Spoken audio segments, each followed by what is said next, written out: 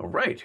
Well, we are live here in a Q&A. We're doing a little Q&A for those of you who bought Breaking Comedy's DNA, my book on how to break down the science of comedy.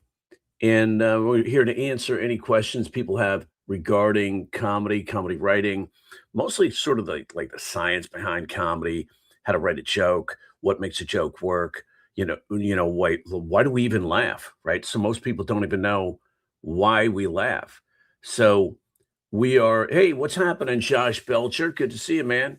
And all the way from Alabama here. Guy is very curious about what I what do I know? What happens after we die, right? So it's like, I don't know. Nobody really knows, right? People think they know, but we don't. So he asked me that once. I thought, what a curious question, right? Hey, Jerry got fired. Great. That's what a way to start, right? It's like normally when a comedian says, I got fired, it means you did something cool, right? Got fired and I have time. I'm thinking about starting stand-up comedy. Any tips for making stand-up in Germany? Oh, nice. Yeah, comedy is just developing thing here.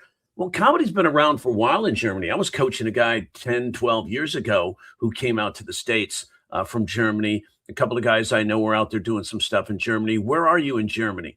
It's a big country, right? So Canada's here. Nice to see you, Jeannie. But I know so much. Yeah, that's funny.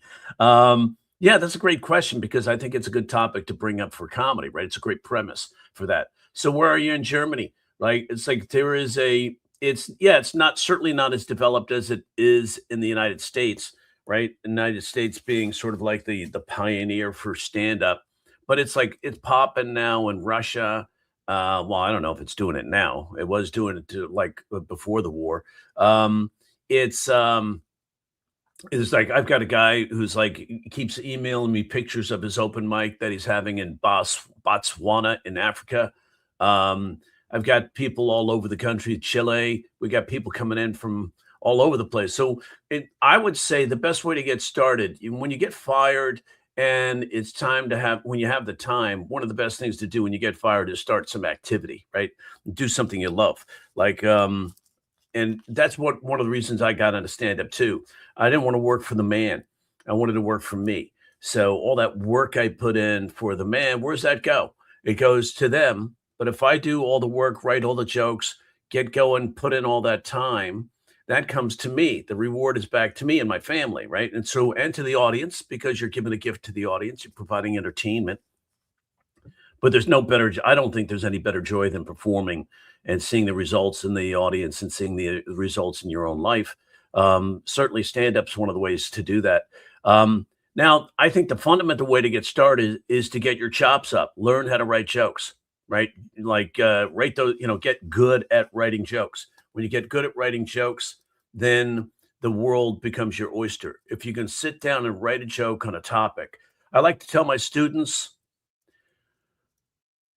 you can take any logical grouping of words and make it funny. That's what I like to tell them. Now, there are some groupings of words on my computer I haven't succeeded with yet, but the idea is when you see a premise, see an idea, don't run away from it because it's not already funny.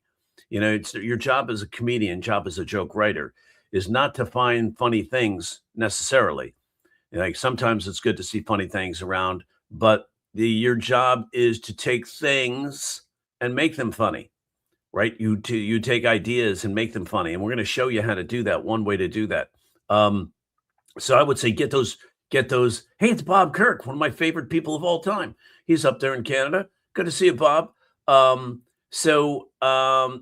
So when you take an idea, a lot of times people sit there and I have this idea, I don't know how to make it funny.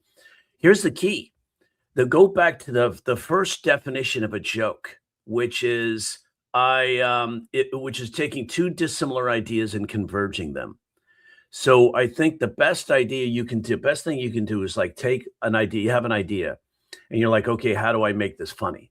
Like if I say, for example, the word, Joel Byers over at the Hot Breath Network, great guy. He's running a fun program over there that helps comedians get started.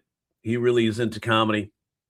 We met at the World Series of Comedy, and, so he has this little, exercise which is called the Right 10 Club, where you take one word, and you take that one word, and you write a joke on it, and a lot of people don't know how to do that. So, one of the things I like to do is I like to say like to have students write 10 facts about you, 50 facts about you, put the facts down on the page. In one of my classes, the guy came back with the 50 facts, and the first fact was lazy. Just one word, right? I'm like, yeah, you're lazy. It's like he only wrote one word, not even a sentence, right? So it's like, but how do you take that one word and turn it into funny? So one of the best tools you can use is there's something called the top 10 list. You've heard the top 10 list from David Letterman, maybe maybe not in Germany, but you have the top 10 list. Top 10 reasons you know you're lazy. This gets the brain kicking in to the idea of top 10 reasons you know you're lazy. But that's not the magic comes in where you add the second idea. So lazy at what? So if you say I'm lazy, that's one thing. But if you say I'm lazy at blank, I'm lazy at what would be the most, and then in what you have the 9 major psychological laughter triggers. There's a science behind this, right? When the brain laughs at certain stimuli, it doesn't just laugh at random stuff. We've seen guys up there doing 10 minutes at a mic, 5 minutes at a mic. Yeah, what mics are we going to? They're up there for 10 minutes unless they're running the light, right? Like they get up there for 5 minutes and nothing. Like they just rambling. There's nothing funny. They might have a premise, they might have an idea, they might be telling a story, but there's nothing funny, right? There's no trigger. Why? Because it's missing the 9 psychological laughter triggers, right? It's missing those things that make the brain tickle. So how do we do that? Is we have one way to do that to add a second idea, right? That second idea. Now you have 2 ideas converging. So if I say, and one of the laughter triggers is embarrassment. When you talk about embarrassing things, then it kicks in, right? So so if you take an idea, I'm lazy, and lazy at what? What's the most embarrassing thing to be lazy at? You can go through a litany of them. You can say like, brain surgery might be one, right? So brain surgery could be one. Lazy at brain surgery. It's like so if you're a lazy brain surgeon, what's the results, right? What are the results? If you're lazy at, if you're lazy at cooking, right? So it's like, I guess it's microwave time. If you're lazy at sex, that would be really something embarrassing to be lazy at, wouldn't it? So, so if you say, so if you have lazy sex, you write down everything about sex, everything about being lazy, and then you come up with some jokes. So I might say, if now to shape this into a joke with an audience, I might do something like, anybody great lovers out here? You great lovers? Yeah, you guys great lovers? Yeah, yeah. We got a couple of great lovers. That's good. Like then I might, if in crowd work, I might ask them what they do that makes them a great lover, right? So it's like I'm a lazy lover. So because remember, that's the comedic journey. The comedic journey is I'm not great. I'm lazy. So the idea, the underlying concept of all comedy is I'm just trying to get from point A to point B and encountering obstacles. If I say, "Oh, I'm a great lover," the audience hates me. But if I say I'm a lazy lover, that's funny because I can't seem to get it to work right, right? So that's a different story. So if you're a lazy lover, it's like I'm a lazy man, I'm a lazy lover. Like my favorite position is a nap. So now you have the joke that results from saying the setup. I'm a lazy lover. The audience is thinking, solve that puzzle. What do you mean by that? Show me how. What would that be? What's the result? If I'm a lazy lover, then, so it's an if then statement. So those of you computer guys who are writing code, you should be good at this. So it's like, if I'm lazy at sex, how does that turn out? What does that make me? What would be, and in the sex column, you find positions, missionary doggy, it's like, so you can have a ton of like possibilities there. Does that make sense? So that's where you start right away. So anytime you have an idea and you say, I'm having a hard time making this funny, ask yourself, did I introduce the second idea yet? Is there a second idea I can apply to this? And normally, if you have that second idea, that's where you can come up with the funny.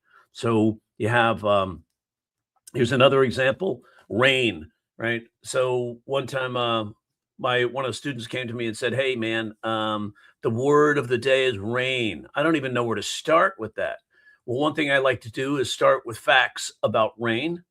When somebody first says rain, what are we thinking? We're thinking precipitation, right? We're thinking it's falling out of the sky.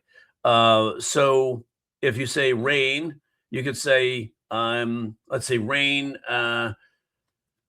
Let's see, rain's wet. Rain is rain, drizzle. Rain, rain, go away. Come back another day. Raindrops keep falling on my head. So here's rain as in, well, we think of precipitation. What if we go another direction? Rain as in grab the reins, right? For the reign of the holding the horse, the reign of the monarchy. You could have that, and you can have rain. A stripper named Rain.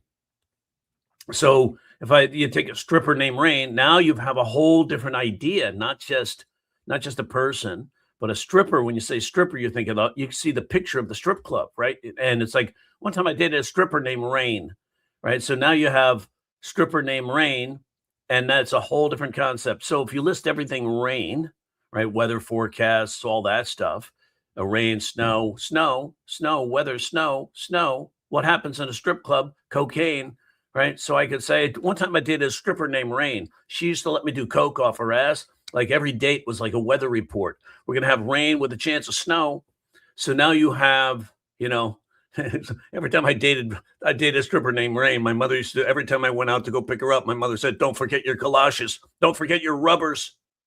So that could be funny. Right. So now once you have those two ideas converging, we're laughing at the coincidence that two ideas are actually, working together, that are two dissimilar ideas. We normally don't see those things together. So now you have a joke. So it's always in the two ideas. When you have a premise, you're not sure where to take it, add a second idea. And we'll get into one of the best ways to add a second idea. So let's see, we got like with another on his site, lazy at making love. That's good. Good, Bob. What kind of razor do you use? Head always looks silky smooth and free of razor bumps. You need an endorsement. That's good. That's good, Josh. I like that. That's just funny. It's not silky smooth. I didn't even skin the dome. I think there might be a filter on or something with this live stream. So it's like so it's not, and it's got a lot of bumps. It even has precancerous lesions on my head sometimes because I'm a redhead, right? Played soccer, so I'm a walking melanoma. Let's see. Any question? It's a good idea to take a story written course and do Toastmasters to improve your comedy and feel confident on stage, without a doubt.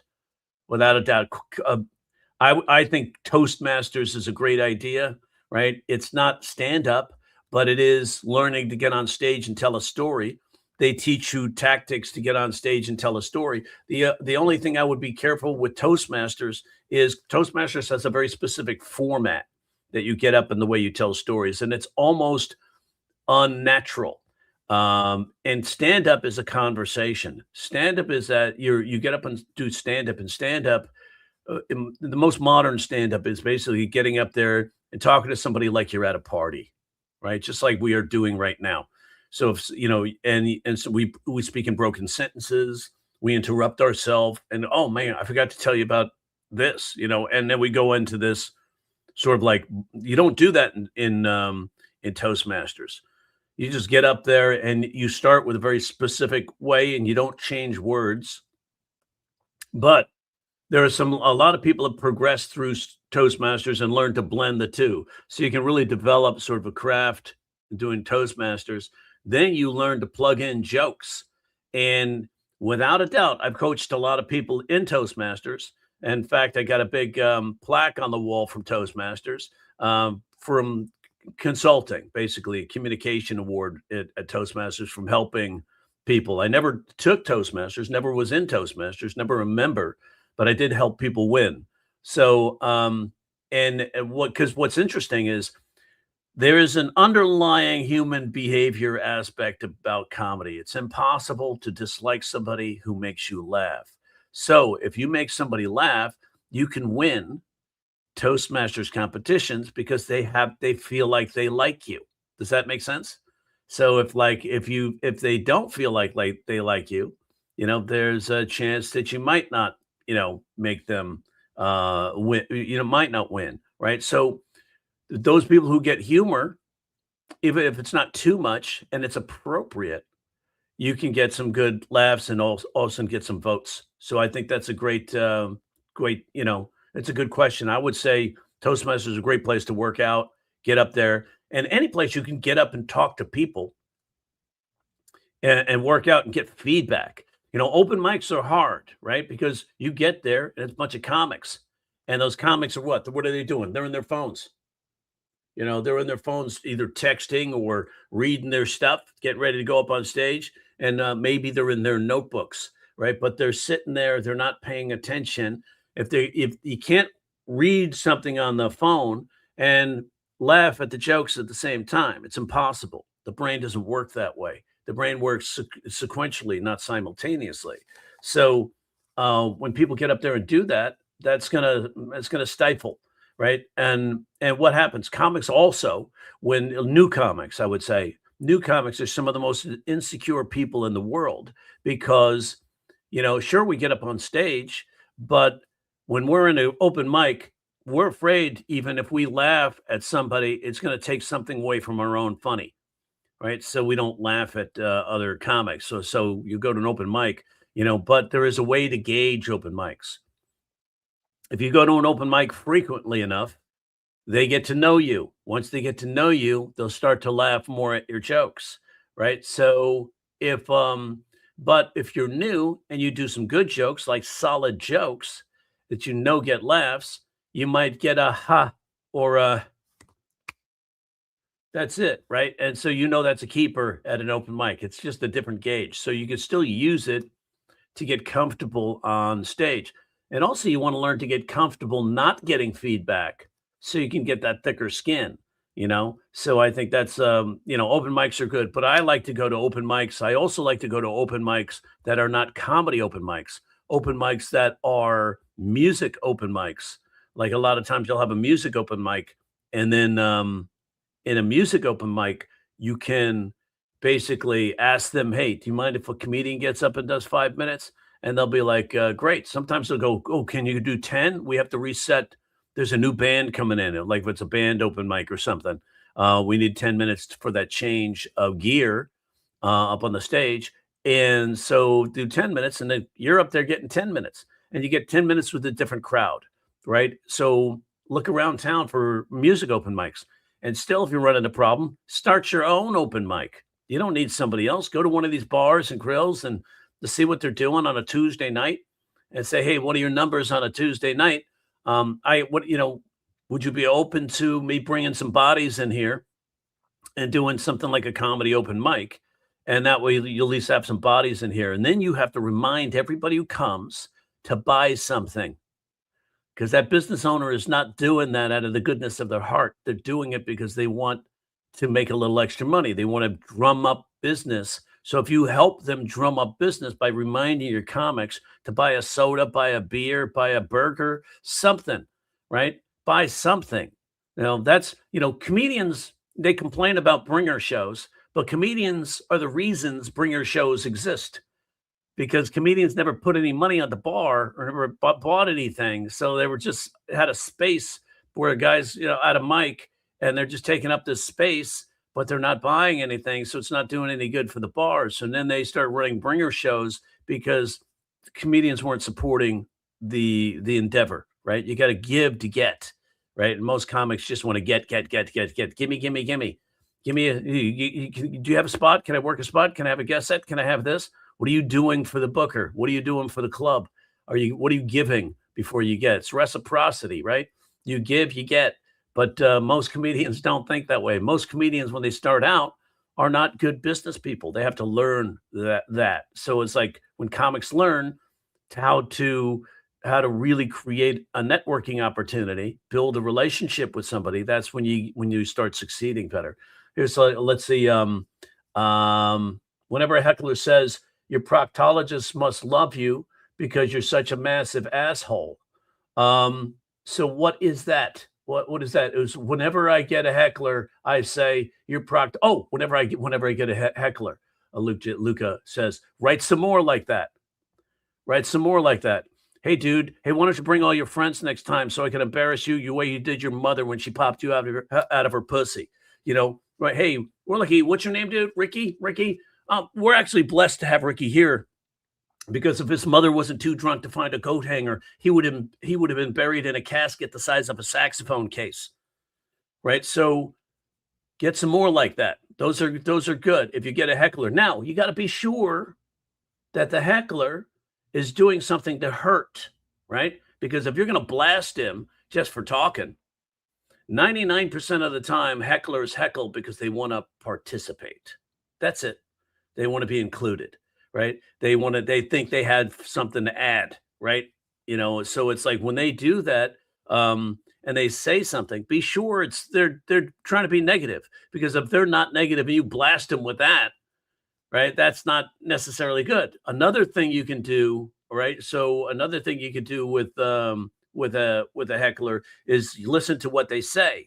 Most of us don't even listen to what they say, and so sometimes they'll heckle, and the audience is dark sometimes, right? You can't see the audience. All of a sudden, somebody heckles something, you say something to them, and the light comes on later on that they're in a wheelchair. Right? They were just trying to express themselves, and you just blasted somebody who's disabled. Right? So how's that make you look? So you got to really use care in dealing with hecklers, because 99% of the time they're not looking to hurt, they're looking to help.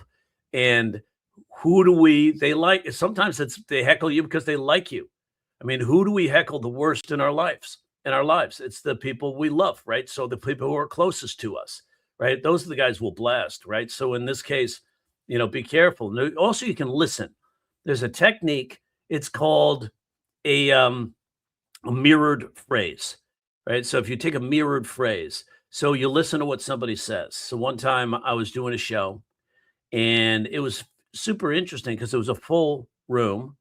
There was a couple of good comics coming up that night. A couple of them have some name, and so the MC goes up, doesn't do anything to warm up that audience. Basically, just tries to do his material. Doesn't do anything to get them to participate, to build community. Right? He just gets up there and just like says a little something about me. Doesn't really say anything to bring them in, right? So to make them feel like they're a part of something, which is key, very key. If you'll tell the difference between a good show and a bad show, and then you look back and you go, oh, wow, the good show is I actually talked to them. They responded. The bad show, I actually just did my jokes, and they didn't really feel a connection. So so I was up there on stage after these other good comics got up there, and this audience just ice cold. I said, "You guys are really cold tonight, man. This is a cold audience." It's like, is the room temperature bad? What's going on? Right? What are you guys here for? It's comedy, right? What else are you here for? What are you here for? And then this guy sitting up front said, "What are you here for, sir?" And he says, "I'm pretending to look at a comedian." So when he said that, he's in the front. The people back in the back of the room didn't hear him, right? Because it's impossible. His sound is coming towards me. They're in the back. So I said, "Oh my God, you hear what this guy said?" It's like, why don't you just stab me in the back and twist it, bro? It's like, you just said, this guy said, "I'm pretending to look at a comedian," right? And then what I'm going to do is take his words and repeat them and then add my own ending. So all I said is like, he said he's pretending to look at a comedian. That's what a coincidence, dude, because I'm looking at you thinking I'm pretending to look at an asshole. I'm just kidding, bro. I'm not pretending. So where were we? Now, in that case, you've basically taken their words and used them against them. And here's something interesting that happens in the brain. When you repeat words that have just been said, that brain loves patterns. So it automatically expects the same ending as the first time. So all you have to do is switch the ending.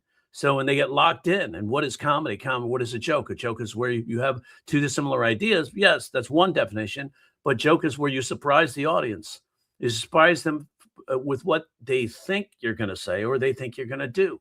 So in that case, you have a second ending, right? So they have drawn an expectation for the ending, and now they expect a second ending. Remember Andrew Dice Clay, right? He had limericks, right? Little Miss Muffet sat on a tuffet. What the fuck is a tuffet, right? And so when the audience is already thinking, eating her curds and whey, you add a second ending. So that's called a cliche reformation, right? You have that cliche, something everybody knows the ending to, you add your own second ending.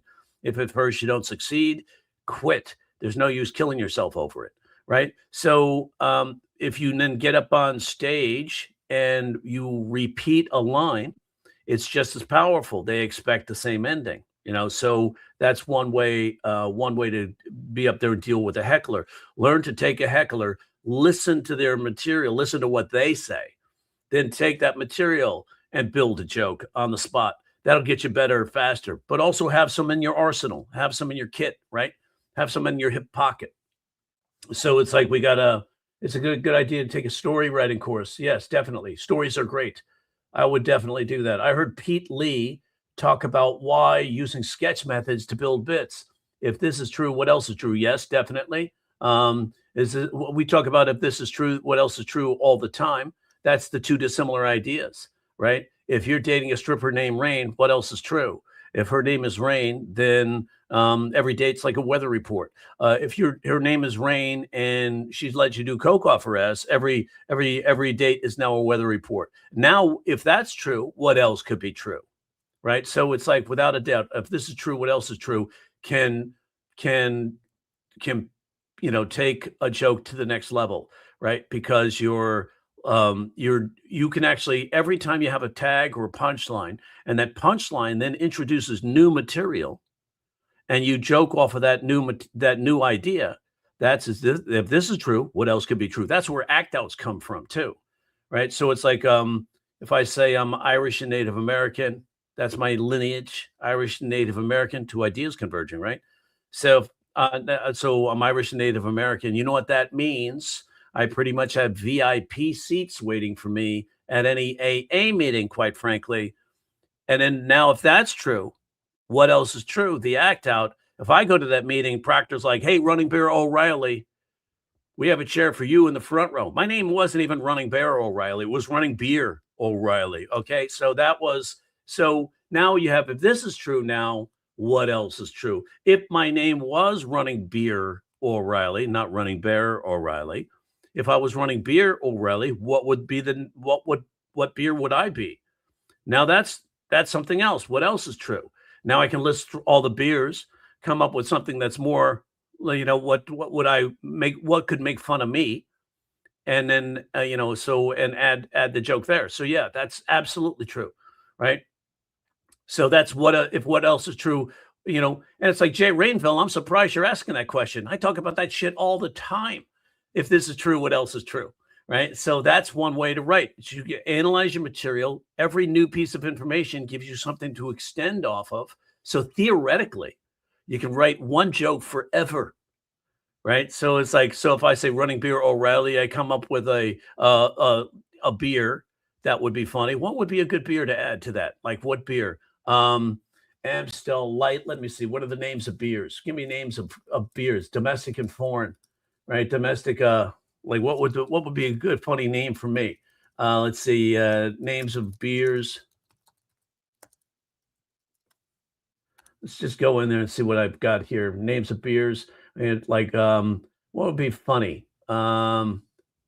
Maybe if funny if there was if I named me a female or something like that, right? So it's like let's see. Oh, there's actually a dad bod lager.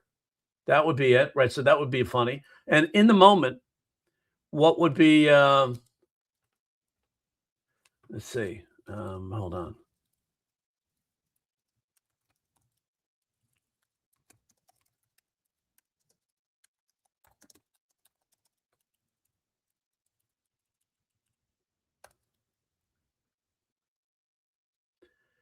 So there is a let's see, Rolling Rock. Samuel Adams. Uh, let's see. Samuel Adams could be Dos Equis could be funny. There's Victoria Beer, Pacifico, Heineken, Stella, Hoegaarden. Hoegaarden, that could be it. Hoegaarden could be a name. Um, isn't there something like St. Pauli girl or something like that? If I said that, right, made fun of myself. So if I was like Dogfish Head, that's a funny name. I could be like New Belgium. That's Fat Tire. So yeah, there's a New Belgium makes a beer called Fat Tire. I'm Spare Tire, right? That would be kind of so if I was running beer O'Reilly, what else is true? Grab my side, and go, yeah. It's like you've heard there's a beer called Fat Tire. Anybody ever hear that? It's by New Belgium brew house. So like, they would call me Spare Tire. And now you have a joke, right, from that. So that's if this is true, what else is true? That's basically how that concept works. It's a great little concept, a great way to think, because now you're extending the bits.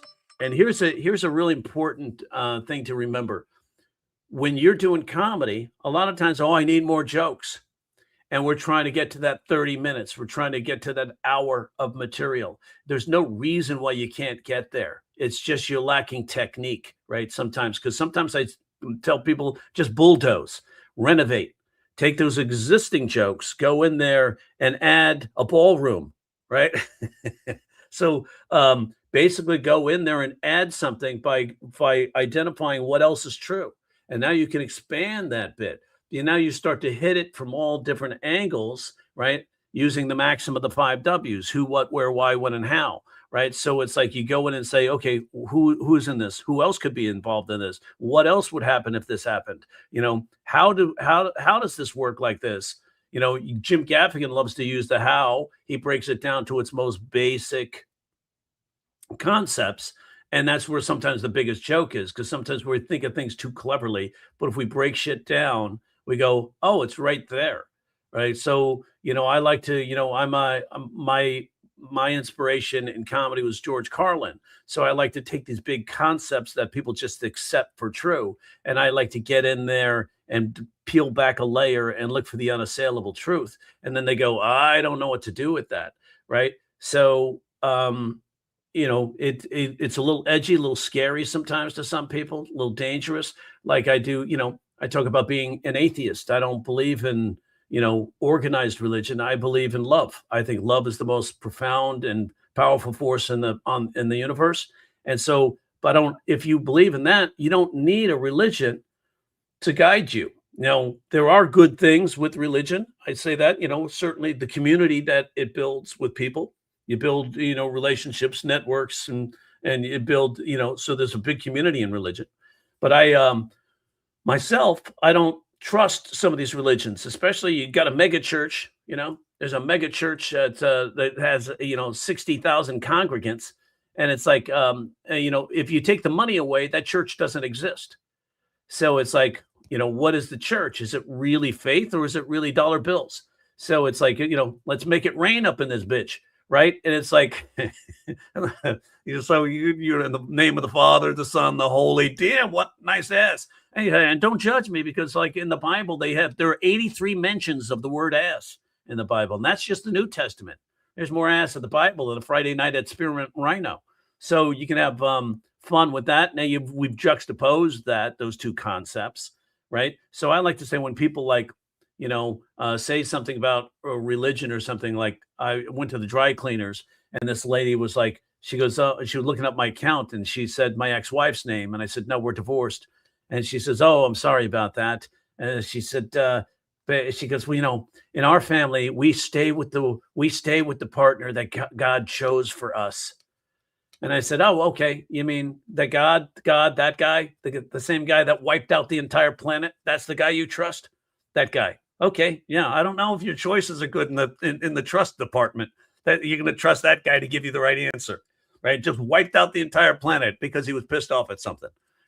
That's some road rage. It's like so, and it's like, and I go, have you read the Bible? And then she's like, what? I go, have you read the Bible? Yeah. Who kills nobody in the Bible? Satan. Who kills everybody? God. When they said wolf in a sheep's clothing, I think they were projecting. So that scares people, right? And so at a certain point, you got to realize that George Carlin said, "Don't be afraid to walk the audience. Don't be afraid to walk everybody in the room." Right? You tell them concepts that are slightly dangerous. Like Anthony Jeselnik says, I think a joke has to be a little dangerous, has to have some friction or some edge to it. That's his for the audience he's targeting. But if you're doing comedy for a function, I've got to be able to do comedy for, say, a Mormon group or a Catholic audience. My that material is going to change. I did a gig for Knights of Columbus, which is a Catholic organization, philanthropic organization. We were in the basement of a Catholic church. I had to do material for that church, right? So I remember doing something like that. I actually attended Catholic school for like a 3-day thing, and I had ADD once, you know, and that got a big laugh in that room because the nuns were strict, right? So how much one-on-one coaching does that cost? How much does one-on-one coaching cost? Well, if you have to ask, it's $200 an hour. That's how much. That's what I charge, $200 an hour. And I do have discounts on large commitment packs. I heard Pete Lee. Yeah, Pete Lee's. That's a good idea. If this is true, what else is true? Anytime you have that, it's a great little concept to work off of. What kind of razor do you see? Your head always looks so silky smooth. That's good. Like you already said that. There's got to write me an endorsement, Josh. What would that endorsement sound like? Let's see. It's like with another person. That's good. I think that's good. My favorite position is REM. Nice, Jay. Yeah, REM.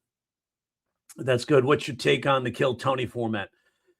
Well, I think that's good, but it's limiting, right? Because he's looking for one style of joke, Kill Tone, Tony Hinchcliffe. He's looking for that edge or darkness. I've had a couple of students win Kill Tony, which is exciting to hear because it does give tremendous exposure. It's like the modern day of Last Comic Standing in a way, but you only have like a minute, right? So you can maybe get out 2 or 3 punchlines.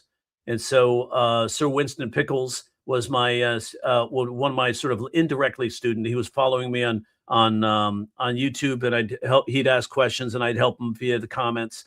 And he said, "Man, your tips have really helped me narrow down what I need to do."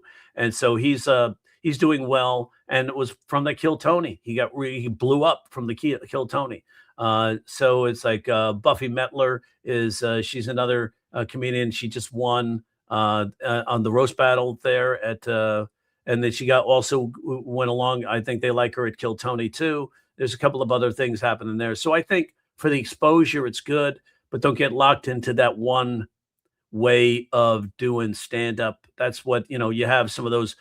That's a great place to introduce your edgy jokes and then make sure you have some good jokes.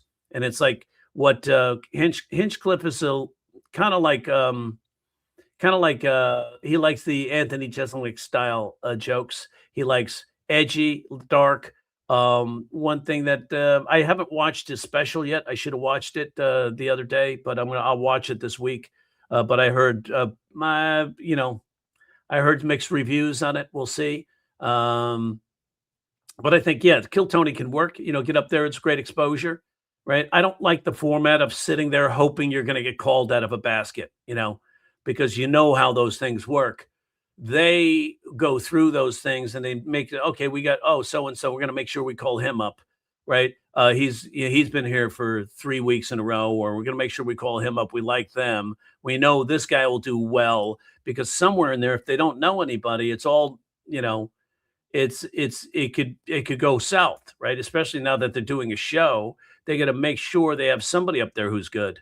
And so they definitely, those things couple of things are pre-selected, but then they do the raffle version. But that's a waste of time for me. As a comedian, I used to go to the mics that, you sign up, you knew you're getting on, you get off, you can go to another mic, rather than sitting here for 3.5 hours hoping to get up. right? That's a complete waste of my time. And so when I can apply it towards other things, now you can some of that time is spent like maybe networking with other comics, but still I'm there to work on material. And so it's not to be cold, it's just to like be efficient, right? Get there, see if I can do 2 mics, 3 mics in a night. When I was in New York, when I first was in New York for, for 2 years, living there for 2 years, I was right in the valley in the village. So I was able to hit sometimes 4, maybe 5 mics in a night starting at about 6 p.m. So that was always great to be able to do that. And so and then it's getting up a couple times a night is great. 2 different shows a night is awesome. But I would say that, that's my take on the Kill Tony format. It's good. It gives you some value. Definitely gives you tremendous exposure. Don't get locked into that style of comedy. You wanna be able to be versatile, but, learn how to write those jokes that are edgy. Singing in the rain, rainy mood. Nice. Thanks, Abe. Hey, Jerry. Let's see. It's Urshad. Always watch your videos from Afghanistan. Great. Thanks, man. All the way from Afghanistan. Wow. It's like that's incredible. So we're reaching the world right there. Like I always look a little Bruce Willis-ish. Yeah. Yippee ki yay, motherfucker! Right? So I'm so lazy at sec. I only smack one side of her booty. Hot, I know. Like, but even that, that I do have even that I do half-assed. Yeah. So take it further. Go. Yeah. So lazy at sex. Even when I masturbate, I'm like, it's just not worth it. So that could be a nice way to take it even further. That's good. I'm so lazy at sex. Some lazy lover. Today, I only date women who won't sleep with me. Yes, good, Cliff. That's really good. I like that. That's such a funny idea.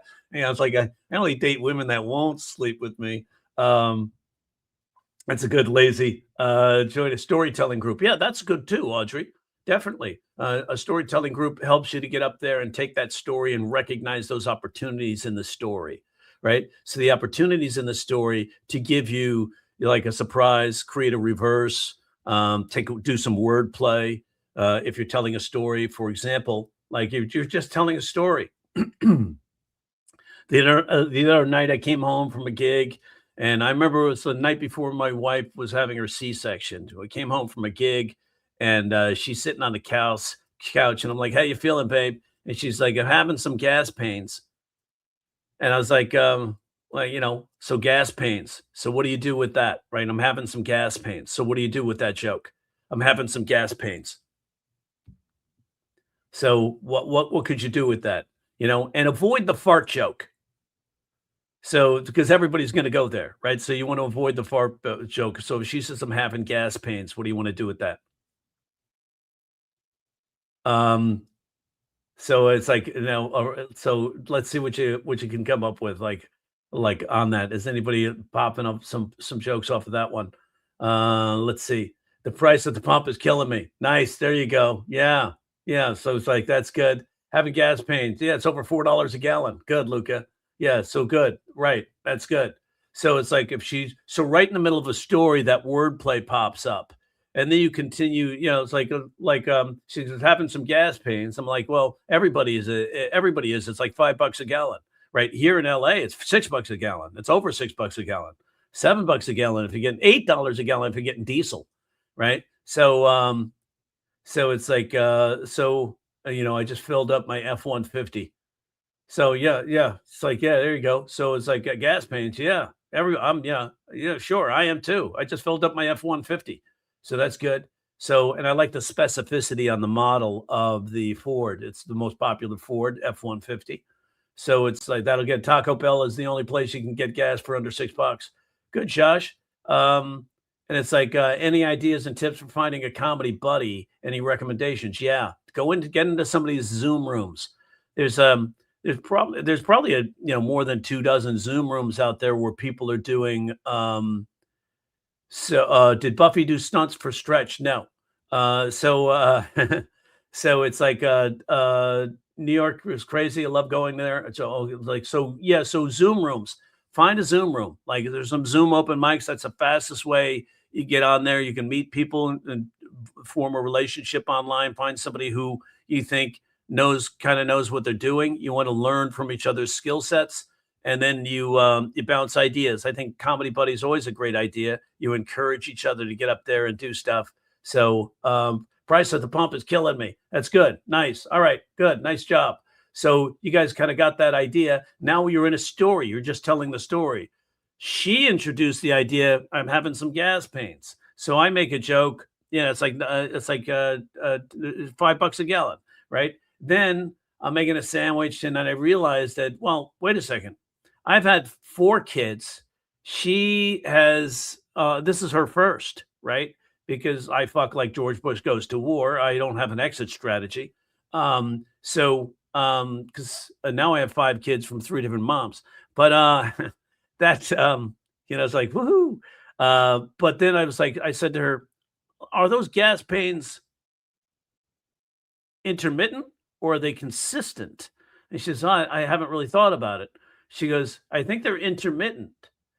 I said, "Well, let's go in my office and time them," because I had the computer in there and there's actually an app to time contractions, right? So, and besides, my computer's in there. I can check my fantasy scores.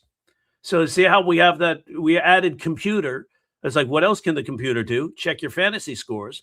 Fantasy would be incongruous to her maybe having contractions. And so that's silly. That's funny. And it's like, and then I could go in once I have that fantasy scores. I'm talking about football fantasy. I can say I was never really good at that stuff, that fantasy stuff. Like my brother, he would always model his teams after like the Green Bay Packers. My son would always model his teams after like the New England Patriots. I modeled my team after Victoria's Secret. And those bitches have no ground game. It's always pass. Yeah, they look one look at me like pass, right? So now you're just building ideas from one idea to the next. Every time I add an idea, let's go to the office. Why? Because we can time the contractions. Where? On the computer. What else could you do on the computer? I can check my fantasy scores, right? And that's frivolous. It's really against the whole, direction you're going, which is we're focused on one thing. The gas pains could be contractions, right? And now you're taking it a different direction. So, in that case, you could see how you're bouncing off the ideas. If this is true, what else is true? We're on the computer. What else could be true? What can we do on the computer? So you see how you've added second ideas to the storytelling. That's why storytelling is a great way to start jokes. Laughter is about creating surprise. You create surprise with expectation. You need expectation in order for surprise to occur. Low expectation. So when you're telling a story, where's the expectation for there to be a joke? Drops way down. If you get up to the audience and go, "Hey, here's another joke," your expectation is up here for you to do something funny. But if you drop it way down by saying, just telling a story, telling it straight, telling it serious, and then boom, clicking in that surprise, that's when it becomes funny.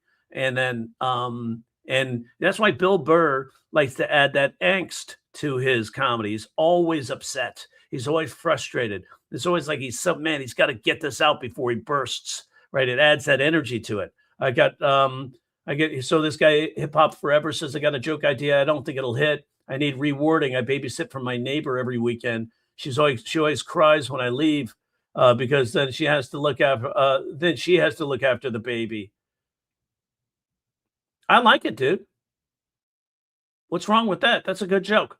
You got to slow down, right? You got to let them enjoy that. Like, I babysit for my neighbor every weekend. She always cries when I leave, right? Because then she has to look after the baby, right? That's good. So it's like, so that could be good too. Or babysit could be her. You actually call her baby, right? It's not, you could play that one too. I don't think it's, and then you just like, clarify that. Like, she's the laziest woman I know, but she got big titties. So it's like you'd have fun with that, right? And then you're making it frivolous, right? So my fantasy scores are on Pornhub. Nice. Yeah, that's good. Once what's so funny, because once I said, "What else do we do on the computer?" I was like, somebody's going to come up with a porn joke. And there you did, man. Good. Pornhub.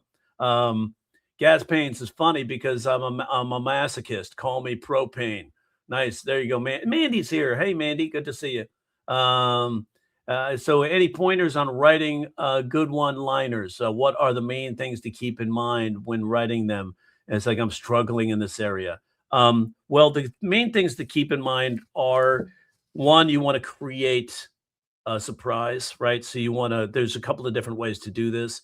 Now, one-liners, a lot of one-liners use puns, right? So you'll hear Jimmy Carr, he likes to use puns. He always loves reverses.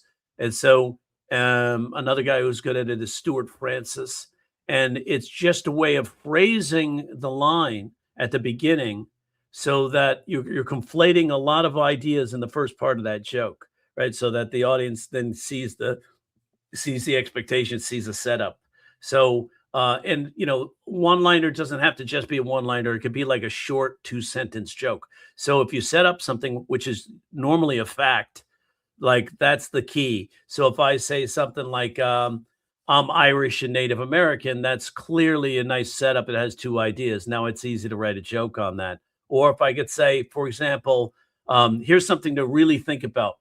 Wellington Flores 6427. I always love that 6427. It's like it took 6,426 tries to find a Wellington Flores number that you could put on there. So in this case, if you say, if you take the audience and create a surprise with that, you can just sort of do a setup. Like, for example, one of the things I want you to do is like you write facts, right?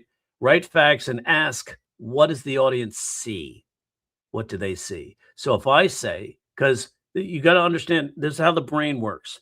When I say something that's ambiguous, sometimes when we say it, we don't think it's ambiguous, right? So we say something, the audience will fill in the pictures. So in this case, if I say, I have a 9-year-old girl, what do you see? What's the audience assuming? What are they assuming? They're assuming probably daughter, right? I have a 9-year-old girl. And so they picture me with my daughter, maybe holding her hand, taking her to school, right? I was like, so if you say I have a 9-year-old girl, now you just have to pull the rug out, right? I have a 9-year-old girl in my van, and that changes the entire nature of what the scenario is, right? So in that case, let the audience fill in that gap. Like if I say I have the fingers of a concert pianist, and they're in a Ziploc bag in my freezer. So you have that. I have the eyes of an eagle, the ears of a poet, and the fingers of a concert pianist. I call them appetizers, right? So right away, you have the audience will make an assumption as to what that means, right? So you can say something and the audience will draw a firm conclusion of what that means, right? So once you can, that's one of the keys to writing one-liners is to ask yourself what the audience sees. Like one of my favorite things is to say a phrase, and sometimes you could choose words, right? Certain words. I think of my boss as a father figure. If you give me a picture of the boss, what do you see? Somebody says from Epstein Island. So I think of my boss as a father figure. What do you see? Like most people will see, if you give me an APB on the boss, like if you were writing a wanted poster, how would you describe the boss? Somebody did a joke, cookies and kids are similar. They're both fun to make, but if you eat more than 12, you'll be sick. That's funny. That's good. So it's like, so if you, let's see. So in Hip Hop Forever at my local farm, we're doing a competition of who can feed a cow the most edibles. The stakes have never been higher. So what do you mean by that? When you say the stakes have never been higher? Oh, I see. It's wordplay. You're doubling up the joke here, right? Stakes have never been higher. That's good. I liked it. Little punny, but I don't think the kids would get it. I think it's like who can feed the cow the most edibles because if you're talking to kids and you add edibles, kids are like, huh, what? So it's like the um, it's like, how, what if you could do a pun like this, you can take it a different way. Like in my local farm, we're doing a competition, who can feed a cow the most edibles, right? And so you ever try to feed a cow edibles? It's dangerous. Those are some high stakes, right? That's one way you could take it more and put it in a little more conversational joke rather than just a third person type of joke. It's like here it's more prosaic. It's written as like prose, but if you put it in a sort of like a person talking, it makes it different. So now here's the thing with puns. Jimmy Carr even said this: if you have one pun, you get a chuckle. If you have two, you might get a laugh. If you have three stacked, you can get an applause. So don't just stop at one, triple it up, right? So I think that's good. So daughter, yes, daughter. Like if I say I have a 9-year-old girl, people are thinking daughter, and then you just pull that rug out. Like you could say my boss is a father figure, right? So okay, now Abe, here's like if we're looking to do a surprise joke, like a reverse, like an Anthony Jeselnik type joke. And it's like my boss is a father figure. I think of my boss as a father figure, never paid for having me. So that's now you're making it like your father, right? So you're tying in two ideas, right? You're tying it into your father. But if they draw a picture, right? So that's one way to do a joke, right? Yeah, definitely. You take in the two ideas, boss, father figure. You got two ideas converging. So good job. And balloons, right? So, but if you have if you say my boss, I think of my boss as a father figure, they're immediately getting a picture, right? And they draw that picture, and what do they see? Do they see a man or a woman? Odds are they see a man because you said father figure. So you've already prompted their brain to create a specific image. So what if I flip it? I didn't say it was a man. I just said father figure. So I said, yeah, I think of my boss as a father figure. That just kind of pisses her off, right? Now you have, and I try to save the reveal for the gender as far to the end as possible. So now you that's a different type of laugh, isn't it? Right. So I think that sometimes that's crisp reverse laugh is the best laugh you can get because you trick the audience and they go, oh, I didn't even see that. Right. So that's kind of fun to do. So that's a fun place to go. Father figure gives me good advice, guides me. So that's a father figure, right? So, but your father. And so, but if they see a man, pull that rug out, make it a woman. So that's another way, like working on what image they see, right? So if they see an image, and like a lot of people automatically assume when you say father figure, it's a man.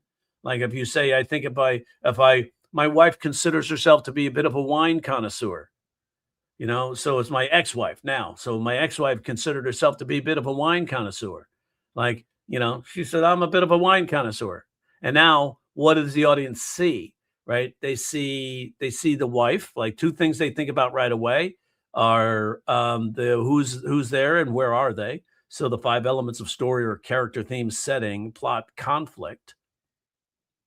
The two biggest things they think about are character and setting, and balloons again.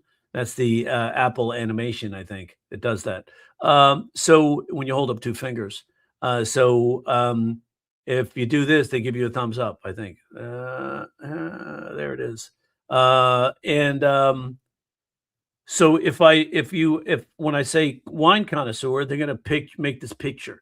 Because the word connoisseur is there, they're going to see the wife, and the wife is going to be sophisticated. She's going to dress well. She's going to be in a nice place. The wine is usually red, right? It's a stem glass. It's out of a bottle, right? So all these pictures that are coming to the audience, and you just said my wife considers herself to be a bit of a wine connoisseur.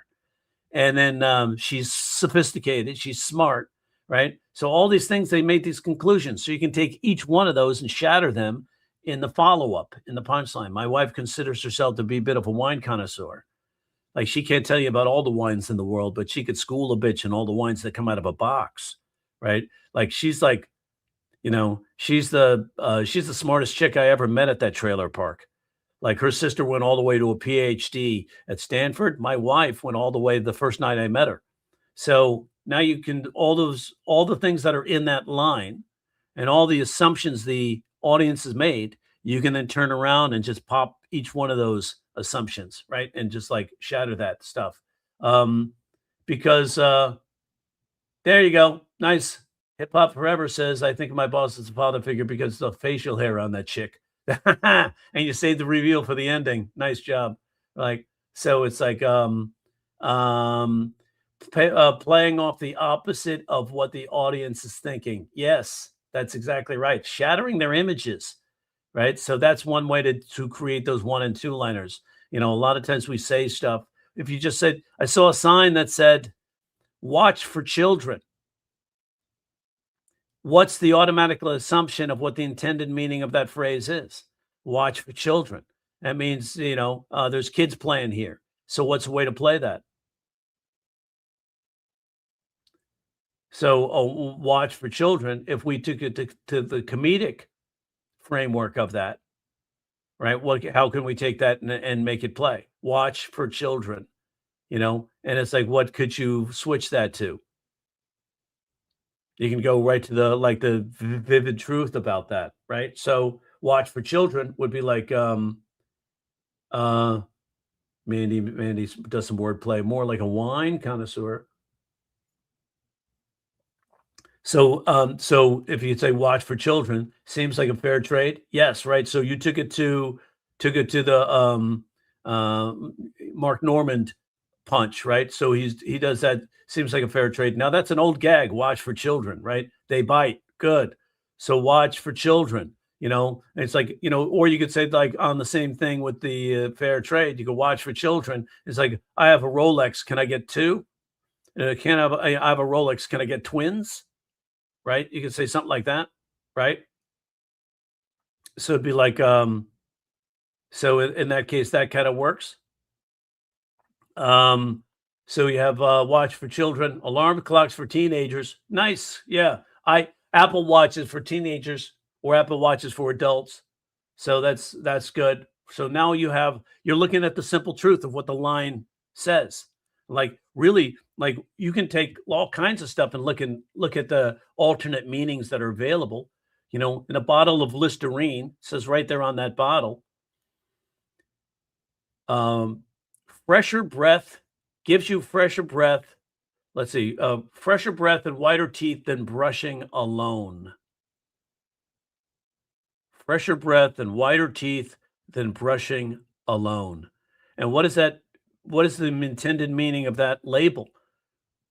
Fresher breath than brushing alone.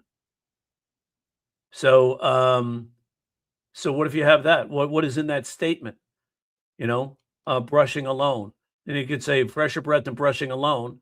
And it's like, now you could say like, watch for children. We're encouraging the pedophiles now. Good. I like that. Good, Lucas. That's good. Like, yeah, it's like watch. I saw a sign that said watch for children. Watch for children. What are we encouraging the pedophiles now? That's good. And it's so contemporary, right? I don't know. They made Rolexes that small. That's good, Mandy. So sadly, I have to revise. Have a good day, everyone. Good to see you, Hip Hop Forever. So you see what I'm saying? Like once you have that, you look at those words, look at them differently. It's like fresher breath and whiter teeth and brushing alone. I said, who needs fresh breath if you're alone? And that's a different way of interpreting that line. So it's a way of looking at a line and taking a different direction. Let's see what else. What other questions did I have? We have here. Any advice on winning stand-up competitions determined by an audience vote? I'm in two now, and before Comedy Insiders take over evaluations, the opening rounds are determined by audience vote. Yeah, bring people. That's how those things are set up. Those things are set up just for, unless your jokes are so good, and real crisp jokes, then those things are determined by how many people you bring. It's a nice little scam they set up for these competitions. I don't want to say scam, but it's like so it encourages comics to bring people, right? So now you bring people that are paying to get in and eating and buying drinks, right? So it's like if you bring a whole bunch of people, they're going to reward you. I say scam sometimes because at a particular comedy club, they gave one of my students a discount code. right? So like $5 tickets or something like that. So she bought 50 of them and gave them to her friends, and they all came to the show. But the place was mad because they said, "We don't want you to give away 50 of the discount coupons." Well, you didn't say that. You just gave her the link. You didn't think she was gonna invite 50 people. So she bought 50 of them, invited her friends, right? And so they all come down. She clearly won, right? But they gave her second place because this other guy who's okay had a bunch of people there with the full price tickets. That's when you know it's a scam, right? So that's very scammy, you know? So it's like in those types of things, it's just the people that are there. Sometimes, like when those back in the day when I first got introduced to this concept, and I first started comedy, I was a pretty good comedy writer, good jokes, right? Good solid laughs. And I got up on stage, it was at the Ice House, and it was one of those bringer competitions. I didn't know what it was. I brought two people, right? And there was a bunch of, but it had a pretty full crowd, and I won. And the guy who ran it, I didn't know anything about this. I was so new, right, to the scene. But I had been doing like sometimes some corporate stuff, for chambers of commerce and things like that. So I wasn't new to performing. I was new to this stand-up concept. So I had solid jokes. So I get up there and hit with solid jokes. And he was like so giddy that I won. He said, "You only brought two people and you won. How did that happen?" He said, "That's really good, Jerry," and all that stuff because I didn't know. What do you mean? I thought an audience is an audience, right? No, these people came here to see that particular person. Oh, how do you know that? I said, because and then he was explaining how the whole thing worked. I go, oh, I didn't know. So, but it was fun to win, knowing that those weren't my people. So maybe the jokes were good enough for them to go, yeah, my guy was good, but man, that guy had some good jokes because I had already had, in a way I was cheating, I guess, because I had already had some experience outside the club situation. I was already doing some corporate work, because I was, that's how the gigs came to me, because I went a different way to get into comedy than most people do.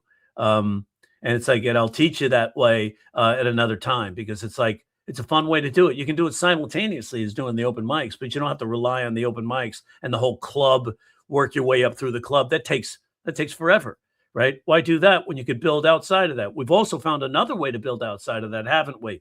Where like with the phones, with people putting out their clips on YouTube, doing shorts, doing crowd work clips, right? Building up fan base that way. Because here's the thing, it doesn't matter. Show business is two words, and the business is in all caps.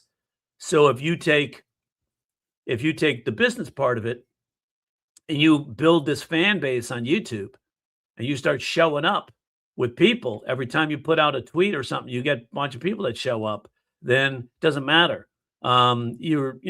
Eventually they're going to realize if you're not funny, eventually they'll realize you're not funny. But if you're funny and you can still sustain that audience, then you can build up a nice career in a short period of time, you know. So Matt Rife has done a good job at that. I'm not a huge fan of Matt Rife's stand-up, but he's done a great job with his crowd work and building up that audience without a doubt. Let's see. Any other questions here I can answer? Um, oh, that's the Philagalos, a book full of ancient Greek one-liners. That's a really good tip, Mandy. Thanks for putting that in there. So good one-liners. That's I would say your puns, your and think about it this way: when somebody imposes something on you, that's storytelling, right? Something is imposed on the hero by an outside source. So if you take that, you can then now the pressure is on.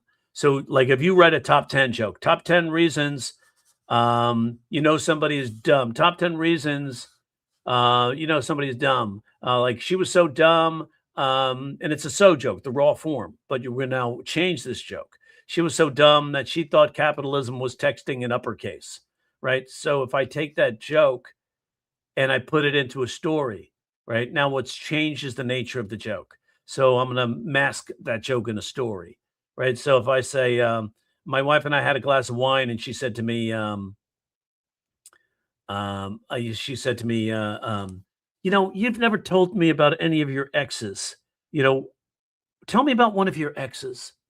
And I was like, oh, this is a trap. So I said, I said, one time I dated a girl, she wasn't that bright. Like she thought capitalism was texting in uppercase. And my wife said, that mustn't have lasted very long. I said, 6 years. She was hot. Right. So now it talks about my like shallowness, right? So in a sense, you take that one joke that's a basic joke, very cliche. Some people might even use the word hack, which I think is an inappropriate word for creative environment because we can turn that joke into something funny by couching it in a story. And it now drops in because it's now unexpected. Plus, the pressure is on you, right? Tell me about one of your exes, something imposed on you by an outside force. Now the pressure's on to say something and she said one of the exes. So I choose to say, "Oh, she wasn't that bright." And then, because I didn't want to say, "Oh, yeah," didn't want to open with she was hot. But, and I say that, and then people laugh at the wordplay because it's contained in the story and the pressure's high. They don't, so the expectation for a joke drops down. All of that comes into play when you put it in a story, right? You see what I'm saying? So it's a different way to take a simple joke by using the raw form of comedy. I was so this, she was so fat, she was so dumb, I was so, I learned how to write those jokes when a girl broke up with me way back in the day and she had kind of a bigger nose. So I wrote jokes about it. Her nose was so big jokes, right? And then I had to couch those in a story and it changes the nature of it. So I would say one-liners can be, top 10 list is a great way to get the punchlines. Um, let's see who else has something here. Any other questions? So you guys are having some good jokes. Anybody have a joke that they wanted punched up or anything like that? Um, Anybody have any questions on winning? So stand-up competitions, yeah, that audience, bring people, and then once you bring people, you can you take it to the next level. Join competitions that don't rely on you bringing people, right? Like a San Francisco comedy competition, a Seattle comedy competition, the Boston comedy competition. A lot of people got famous through Boston. Kevin Hart, Bill Burr, Patrice O'Neill. A lot of people came up through there. So it's like find the competitions that don't rely on bringer shows, right? They're not really competitions. They're who brought the most people shows. So it's like and once you gain an audience, the booker can't say no because they're in show business. They want to fill those seats, right? So it's uh, like father figure, like Pope Leo, but less holy.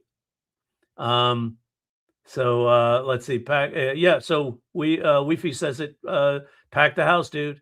Um, so it's like so it's, fill it with your people. Like my boss, like father figure. We got some of those firefighters. Are the only guys who can confidently ask a girl out of her burning house. Uh, just Jeff Bezos, 62 to 45. So it's like,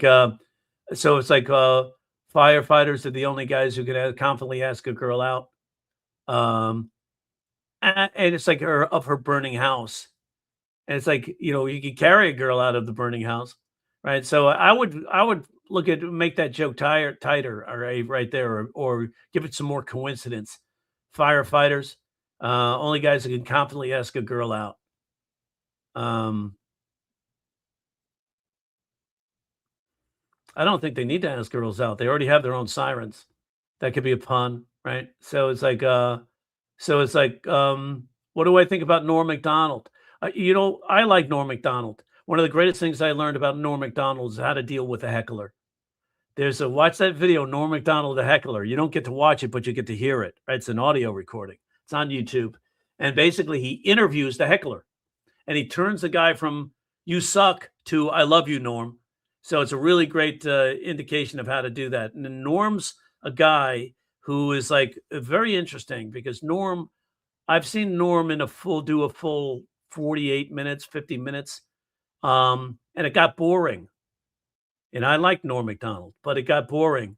But I think Norm was really great in those short segments, like those interview segments and things like that, because and they'd go into this long, shaggy dog joke, right? And it's like, but Norm built up a whole following with that type of thing. So I mean, and I think Norm was his own worst enemy because Norm was unreliable. He wouldn't show up to gigs. He built that reputation, even though comics loved him. he was just not that motivated. Whatever it was, he's sort of like basically self-destructed his own career. But then so I think Norm could have been could have been a superstar. He pretty much was. I mean, he was certainly at the level people know his name. They yell out Norm. So, but I think he just like um he was good in short bouts, but other than that, he wasn't really a long he couldn't really sustain a long audience, right, doing his thing. So, but I like Norm Macdonald. It's a totally different style than a lot of comics. So let's see. Watch a lot of people doing Watch for Children. Let's roll back down. What else do we have? How do you brush alone? That's good. Alone, like a business. Like, please review my joke. I did. Yeah. So the fire thing was it the firefighter joke, right?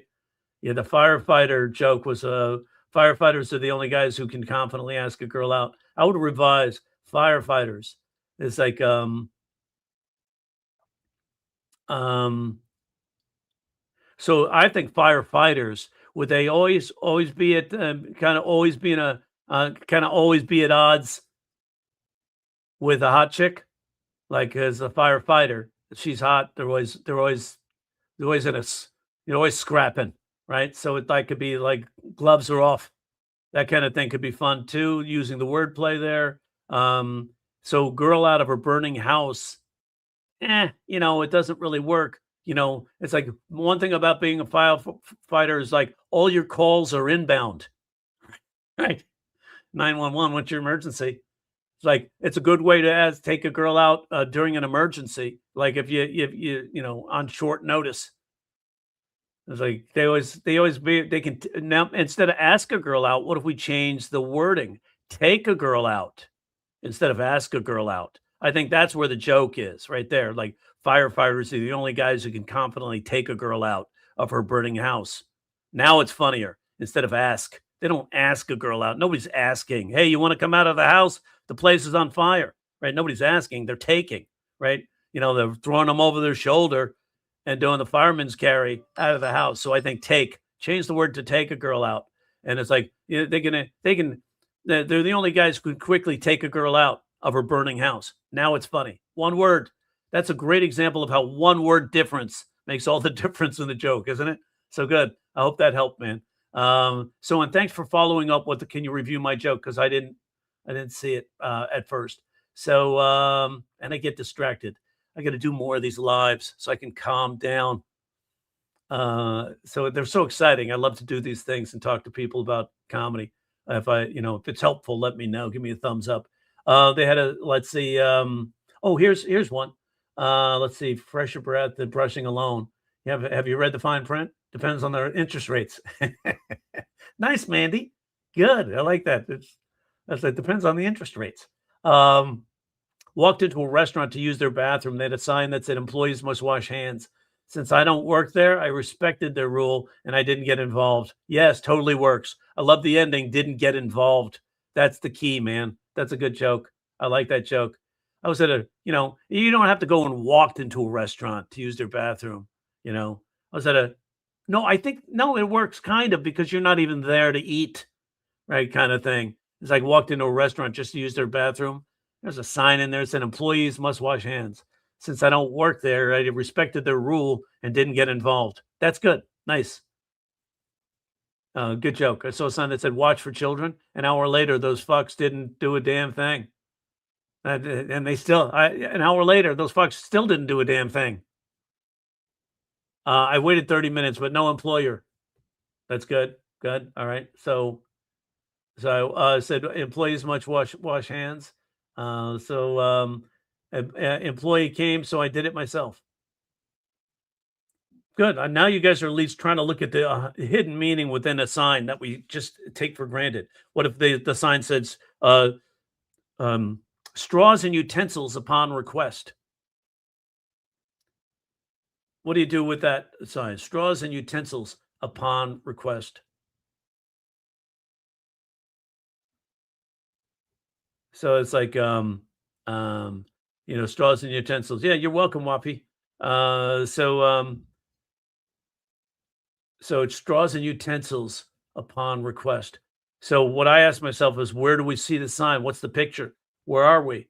People probably see fast food, right? So then change it to an opposite of expected place, the least place you would expect to see that sign, right? So you could, like, you see signs all the time, and I love working with signs because signs are they're imposed on you, right? And it's usually written by an authority, gives us a chance to make fun of the authority, and that makes the audience feel good because we want to feel superior to the system, to the corporations and stuff like that. So I was in Amsterdam recently. Can y'all believe there's a hot dog cart outside the Anne Frank house? Seems disrespectful that they didn't call it Anne's Franks. That's so dumb. It's funny. It's one of those like dumb, funny jokes. You know what you can't stop laughing at it, right? So dumb as it is, it might still get you to laugh. And you could play with the fact that it's dumb.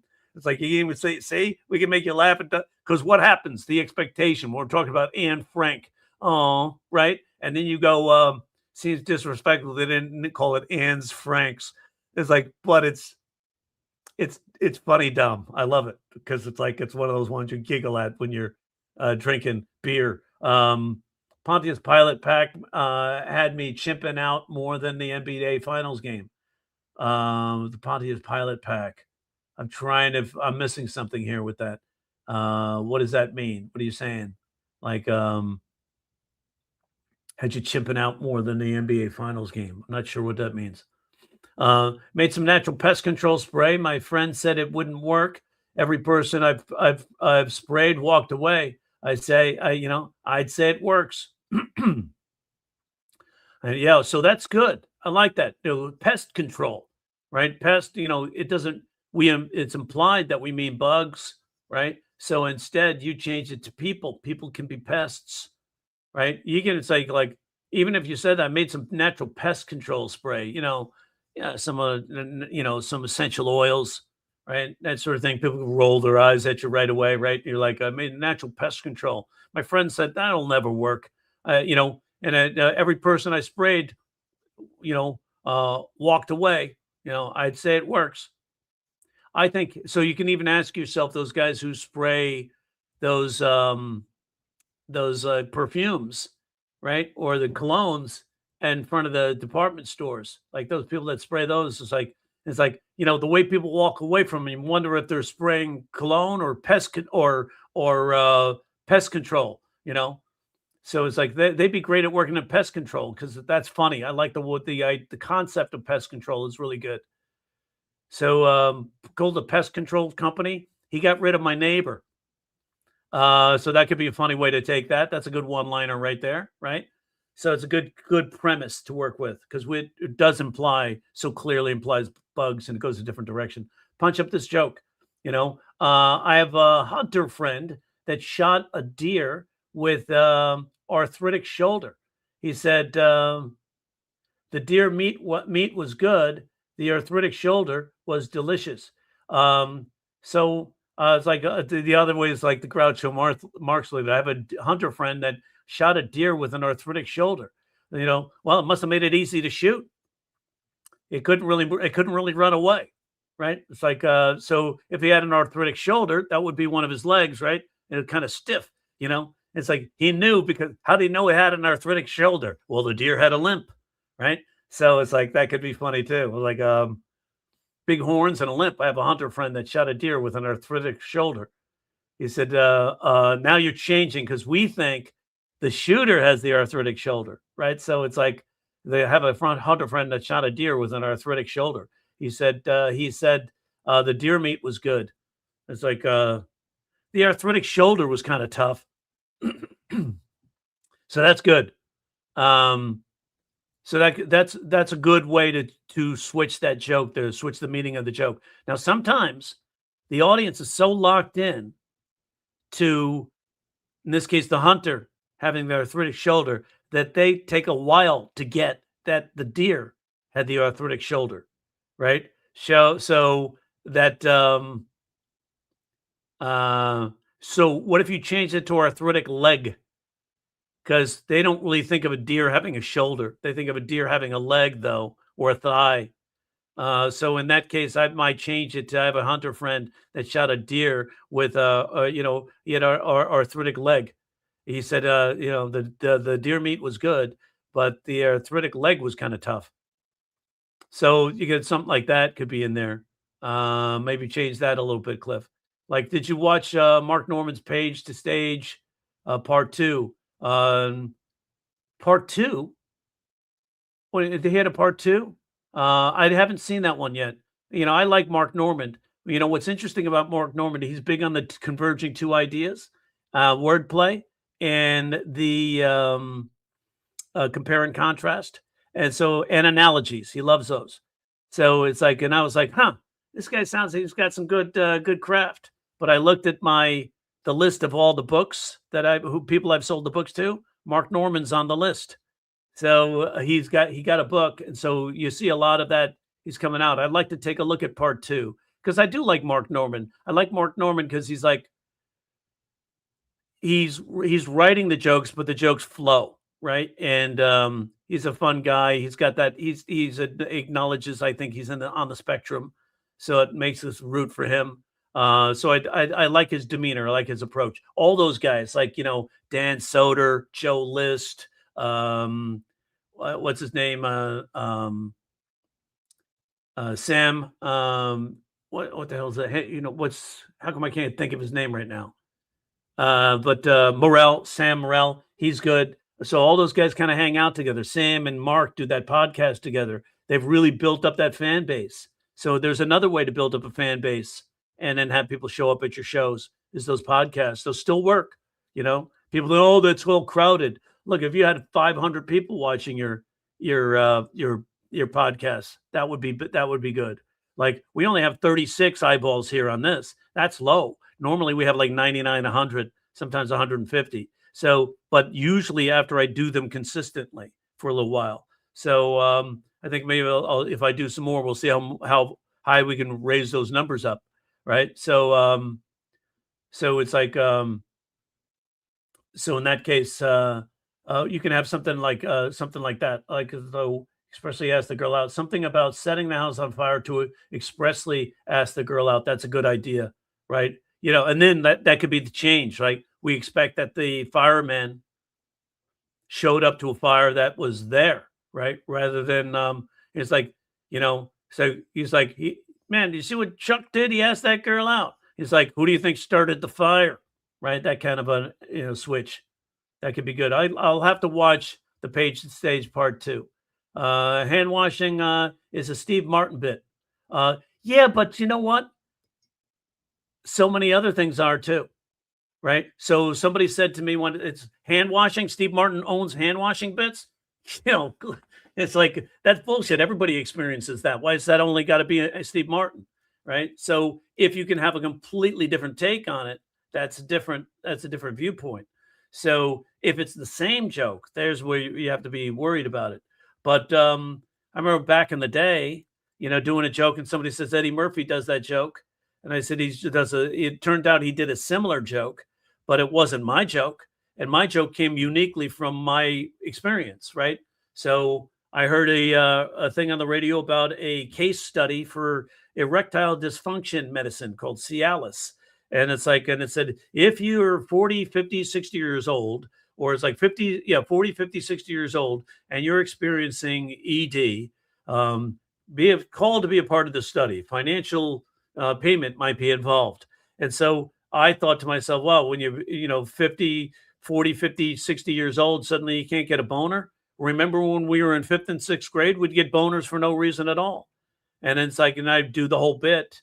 And the teacher's like, Jerry, she would always notice if I had a boner. She would like, Jerry, would you like to come to the board and solve the problem? And I was like, well, I couldn't lie. I'd be, no, it's too hard, but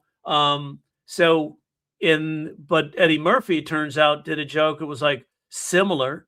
Would you like to come to the board and solve the problem? I'll take the F. Thank you very much. And I'm like, my joke's better, right? Because I said too hard.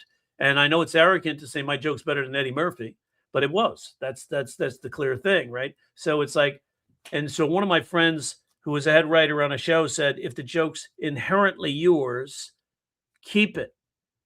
If you were inspired by this other comic, drop it because you could always write more, right? So, but if more than 3 people come up to you and say, that was so-and-so's joke, just drop it and write another joke, right? It's very simple, right? You don't want the distraction. You just want to write more jokes. Jokes are a dime a dozen. When you start learning how to apply the craft to write jokes, then you could really pick it up. Somebody says, I tried to setting my house on fire to get a date with a firefighter. I always get burned. A little punny, but still you're on the right track. So, let's see, turtle cost extra. Don't know what that's in reference to. Let's see, straws and utensils upon request. Weird sign in the abortion clinic. Nice, Luca. Excellent. Good little spin. Wet wipes for the rest of you. You would not believe how high I was when I wrote that Anne Frank hot dog joke. That's funny. What's up, Jerry? Checking in from my vacay in Greece. Hey, Keith, what's happening? Good to see you, man. So do you know any Indian comics? Well, sure, Russell Peters, right? But there's a lot of Indian comics out there. Coming to let's see, top of my head. I know a gal in India. Yeah, she's doing some good stuff out there. She was in the States. Now she's back out in India. So I've got a couple of friends that are in that I work with that are in Toronto that are Indian. So yeah, that's cool. So I've got jokes about an adopted Black mother with a long list of medical conditions. How do I describe her conditions without making the audience feel too sad, right? So I would like adopted Black mother. So, with a lot of medical conditions. So then how do I describe her conditions without making the audience feel sad? Give them like, give them like every condition is like sort of thing. She's got more conditions than than signing up for YouTube, right? So you can say something like that, right? And then now he gets a chuckle. And you can get into each of, you don't want to describe her conditions necessarily. I mean, in the States, that's a HIPAA violation. So it's like, but you can still like talk about each one and exaggerate it, right? She's got OCD, CPD, ADD, ADHD. So it's like, she doesn't have conditions. She has acronyms.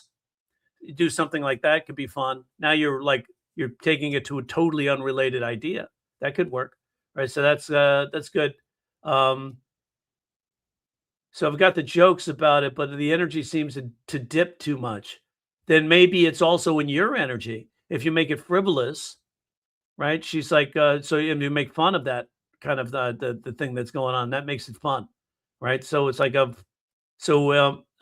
it's hard to say without the specifics, right? There's not much to work with there. If there's a lot, if you have more, what are those ailments? What are these conditions? And how do they affect you? Like I had my mom had dementia. She had early onset dementia, right? So, which was a boon for me on my birthdays because she would give me like a birthday card with $100 bill in it. And she'd be like, Jerry, did I give you your card? I'd be like, no. Like if she was having a bad day, I could net about $1,000. So in that case, you're taking the sad and making it frivolous. So there could be a joke there. Come in. Hang on one second. Oh, you're leaving? Yeah. Okay, come here, give me a hug. I love you. Love you too. I think they'll come back Thursday. Okay. Okay. We'll see you soon. See you soon. Does Nibbles need to be fed? No, I gave her food. Okay, cool. Love you. Love you too. Okay, sorry about that. Life goes while you're still trying to do YouTube live.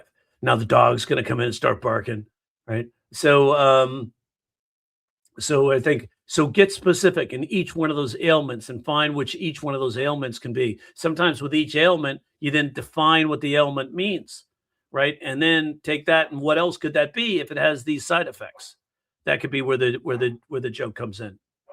So do I know Benny Feldman? He does one-liners.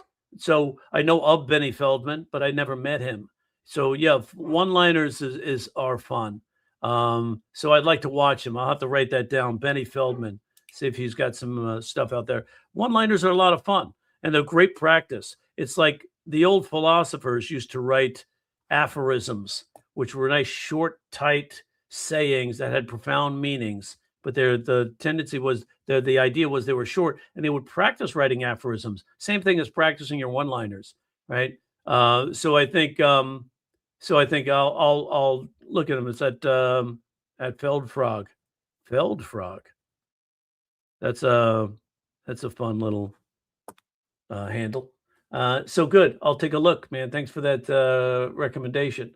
So suggest stand-up comedy technicalities related books that really helps. Well, I would say Breaking Comedy's DNA, my book, breaks down sort of the science and the tech and the mechanics of comedy. That's one. Another one that would be is a good one is actually Joe Toplin's book, Writing for Late Night TV. So Joe Toplin, it's a really good book, and he breaks down sort of the mechanics of writing, and it's like, learning it's more focused on current events jokes, not how the brain works necessarily. So those really the two books that I would recommend dealing with like the mechanics of joke writing. There's let's see, Comedy Writing Step by Step by Gene Parrott is good. So because a lot of the books out there tap into theory, or just theories and kind of like vague notions. It's funny because there's a surprise, but how do you get to the surprise? Let's break that down further, right? So there's a technique, like, for example, one of my mentors, Gene Parrott, who wrote Comedy Writing Step by Step, he said, Jerry, sometimes a joke just has a rhythm. You have to accept that the rhythm is there. There's a rhythm, in the joke. Because of the rhythm makes the joke funny. And I'll be like, wait a second, that doesn't make any sense, because a rhythm is made up of notes. You have a dotted eighth note, a 16th is, a quarter note. All those things make up rhythms. So the notes, what are the notes? If we could break it down even further. So to find out how the rhythm makes it work, then I was reading a book called The Science of Storytelling. And the science of storytelling was talking about creating vivid imagery. And you create vivid imagery by using 3 descriptors. Right? If you use 3 descriptors, suddenly you start seeing the vivid imagery. And the same person that said it had just as a rhythm also said the better the imagery, the better the laugh. So how can I describe that imagery? Sometimes saying it without saying it, but doing it in 3 descriptors. So it would go something like this. My daughter asked me how to tell a joke. I said, let's see, how do you tell an 11-year-old how to tell a joke? Here's what you do. You tell me I look old without saying, Dad, you look old. And she said, Dad, you don't look old. You look like Father Time did karate on your face. So those are the 3 descriptors: Father Time, karate, face. So what does that break down to? Father Time, a person, recognizable person, celebrity name, a branded name, person of lore, right? So Father Time did karate, action on your face, setting. So now you have character, action, setting, and it's vivid. Most comedians would say something in 2s, but you say, looks like your face had karate on it, right? That's 2s, right? Father Time did karate on your face. That's 3. So that's 3 descriptors. You could even say something like, he was so ugly, his face could drop a donkey at 300 yards. What does that even mean? It doesn't make sense because of the rhythm. The audience will chuckle at least because the rhythm's there. Does that make sense? So if you learn to use that 3 descriptors line, that's breaking it down to the mechanics of what makes that line work. Watch Greg Giraldo do roasts, right? He's a Kathy, watch the videos because Greg is dead. But so if you do watch his videos of him doing the roasts, he really uses the 3 descriptors mechanism a lot in his roasts. Hey, Kathy Griffin, you look like Ronald McDonald fucked Lucille Ball's corpse and threw it down the stairs. So that's major. So that's like 4 descriptors. But he says doesn't even say like Lucille Ball. He says Lucille Ball's corpse. He gets very vivid in the description, and then threw it down the stairs. So now he has celebrity, Ronald McDonald, celebrity. We'll say celebrity, but branded it, person, right? A famous person, famous idea. So then you had person, action, and then threw it down the stairs. So that's the 3rd descriptor right there. So a 4th descriptor. So it's very vivid. It's the imagery. Like Bill Burr has a joke when he talks about Arnold Schwarzenegger. He goes, how many of you could move to Austria, learn the language, become famous for lifting weights, marry into their royalty, become a movie star, run for public office, and win? How many lifetimes would it take? I'm on my 3rd attempt at Rosetta Stone Spanish. So he's doing a compare and contrast, all of Arnold's achievements compared to his achievements. And then he also brightens that up by saying, I'm not just on my 3rd attempt at Spanish. I'm on my 3rd attempt at Rosetta Stone Spanish. And you instantly get that image of the yellow box with the font there, black font, Rosetta Stone Spanish. And we laugh because we're familiar with that image. We see the image. So the rhythm of it too is great. Those learning the 3 descriptors is great for roast battles because people can't come back because it's you hit them with 3 descriptors.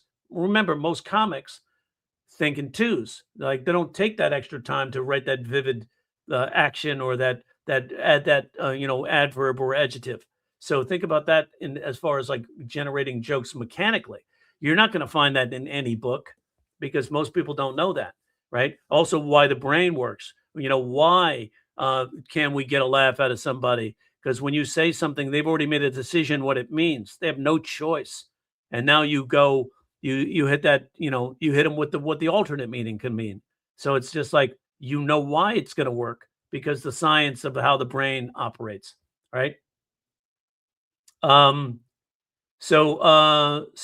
thanks, man. Thanks, Wellington. So it's always nice to have people here and they're actually getting value out of what I do. So yeah, I would say those books are good. You might even like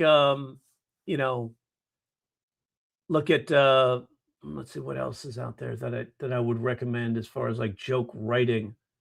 I'd say there's one out there where it's like a lot of books are good. Like Dan O'Shannon wrote a book. Dan O'Shannon was the creator of Modern Family. He's got a good book out there on kind of what's funny, how something's funny. Straws and utensils, but otherwise you eat with your feet. Like shit, I should have had said by now, but thanks. Been following you for a while. It's been loads of. Oh, thanks, Lucas. Yeah, I've seen you in the lives, man. It's good to have you here. Trump sending more boats to open up the Strait of Hormuz is like eating cheese to open your bowels. Nice analogy. Yes, good one. See, that's good. Now, one thing about that is you took like a political situation, right? Oh, tension. Everybody creates tension. Then you added eating cheese to open your bowels. Like that idea, connecting those 2 completely dissimilar ideas and showing how they're similar. Good work on that analogy. Analogies are your best friends, right? Straws and utensils upon request. This house isn't a home. It's a prison. Not sure what you mean by that. I think you're trying to joke the joke there. So straws and utensils. I saw a sign that said straws and utensils upon request. This house isn't a home. It's a prison. I'm not sure where the house isn't a home came from. Because where would you have that sign at a home, at a house? I don't think so. At a prison, maybe, but I'm not sure where that came from. So it's almost like came out of left field. I'm not sure what you're trying to say with that joke. And a lot of times when the joke isn't working, just ask yourself, what am I trying to say with the joke? And sometimes just simply say what you're trying to say with the joke. And then that could be the punchline. Because one of my weaknesses is I try to be too clever with the jokes, right? So I have to simplify. And that's always been a battle of mine. So if you just like simplify what you're trying to say with a joke, I'm trying to say that, and is it plausible? Would a sign that says straws and utensils upon request be in a house? It's like, and it's like, and it's in a house, calling a house a prison. I'm not sure what's going on there. There's a lot of stuff going on there that you haven't shared with us yet. You have it in your head, but you haven't revealed it to the audience, so we can't connect to the ideas. Why does nobody know how does humor actually work? What makes something funny? You missed it. You got here late. You got here late, right? So let's go back and like, well, so one theory, like a theory explains every joke. Jokes are different, so it's not going to be one theory. There's going to be some different theories. The one major theory is this: why do we laugh as human beings? Why do we laugh? We laugh because we were surprised. Now, if we go back to beginning the evolution of mankind, right? The evolution of mankind. You're standing there, and a boulder falls. You know, a 2-ton boulder just falls right next to you, right? Just missing you. Wha-bam! Right? You're caveman, right? And it doesn't kill you, but it comes that close, right? So it's benign. It didn't hurt you, right? So it's like it falls right next to you. What happens? What happens is like, fuck, oh shit, I almost died. Oh, so you don't die. So it's benign. So it's a threat, a surprise that's benign. And so that's one of the main theories. So surprise creating laughter is one of the reasons we laugh. Something unexpected happens, something that's a twist that doesn't hurt. So it's benign, right? So like if you're racist and you say, here, there's a floating garbage in the ocean, it's called Puerto Rico. If you're racist, you're going to laugh at that joke. If you feel it's punching down and it hurts, you're not going to laugh at that joke. So there's also another theory involved. So there's not, it's not just one theory. There's a complex involvement of multiple theories. There's another theory called the benign violation theory. So they did this with the movie Hot Tub Time Machine, where in that there's a scene where the catheter comes out of the guy's dick and the pee squirts all over everybody. Now, those people that were in the first 5 rows went, ugh. Those people that were farther back laughed because they were removed from that violation, right? So it wasn't so in their face. So there's a couple of different theories that are involved in comedy. So comedy is like the brain expects certain things. You shatter that expectation. It doesn't hurt, so we laugh at it. It's benign. So that's, if you understand that theory, then that's really the theory that gets you started. Then you realize there's some other theories involved and you work those in as you go along. But hitting you with all of that stuff at once, it's going to be too overwhelming. So you start very simple. You start with wordplay. You start with like, when you get asked a question, did you find everything you were looking for? Right? What do they mean by everything? Everything you were shopping for. Oh, you have to turn that around. Comedians think of everything as everything, right? The meaning of life, a soulmate. So your dad, right? A long lost parent or child or a relationship or mutual love, it's like, so it's like you could do something like that. Hey, Alan, good to see you, man. Alan Roberts is here. He's in the house. So really good to see you, Robert. Alan Roberts, 2 first names. That sucks, right? So, so it's not, nobody knows how humor actually works.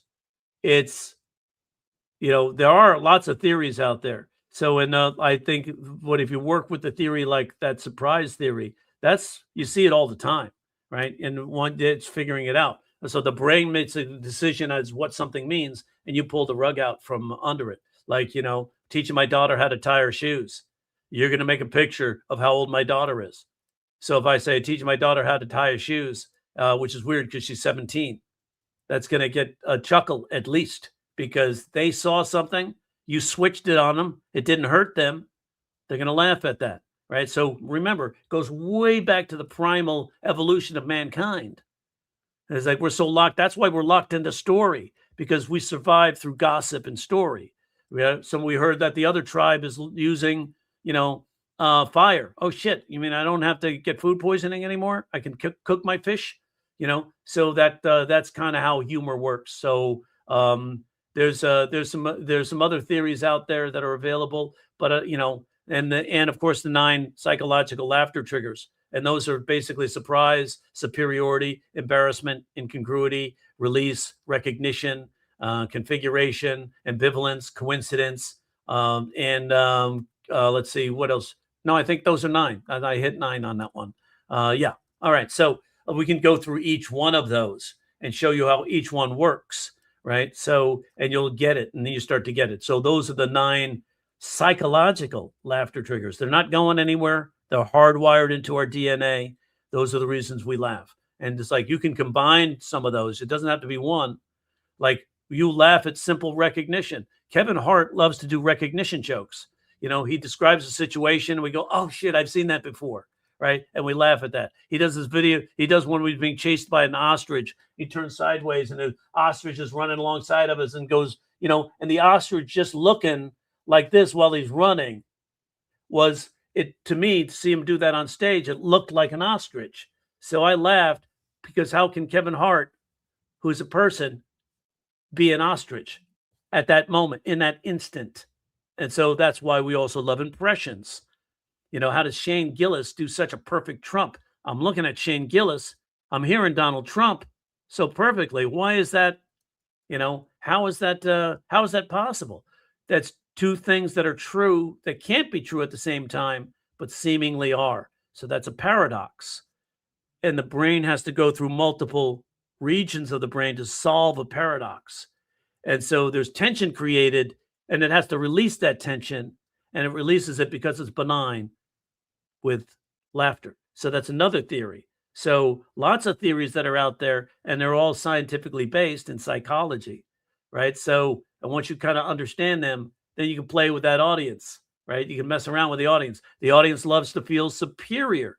A lot of times if you do a joke and the audience isn't laughing, ask yourself, does that make the audience feel better or does that make them feel smaller, right? So that's why we don't punch down, we punch up, right? If we can make fun of the government, the system, the banks, the cops, the IRS, mother-in-laws, fathers-in-law, exes who cheated on us, they feel like they're rooting for you. So they feel like they're winning too. That's another theory. It's like when you're building a story, the story should have an antagonist and a protagonist in there, right? So the audience feels like they're rooting for somebody. And if they're rooting for you to win, when they laugh, they don't only laugh at the joke, they laugh because they won because they already emotionally committed to you, right? So if I do a joke, said my ex who cheated on me, I said, I think working out at the weight bench at the gym was a lot like having sex with my ex who cheated on me.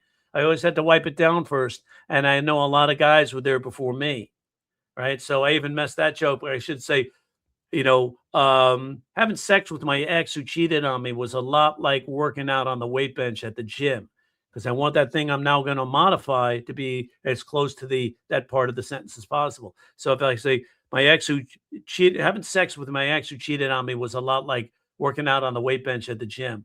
I always had to wipe it down first, and I know a lot of guys were there before me. That's going to get a laugh because that weight bench, a lot of guys were there before me, matches my ex who cheated on me. So, plus she's the ex who cheated on you, right? The audience automatically makes a conclusion, makes a decision, who's the antagonist, who's the protagonist, and they root for you to get that person back, the person who cheated on you. So if they're emotionally involved, they're not, you don't only win, they win too. So see how that works? So that's another theory that of the science of comedy. So, but a lot of that stuff you won't find in any of those books, right? Because people don't, comedy is the most unexplored art form out of all the art forms. So I was going to McDonald's drive-through and the window said, there was a sign that said Braille menus upon request.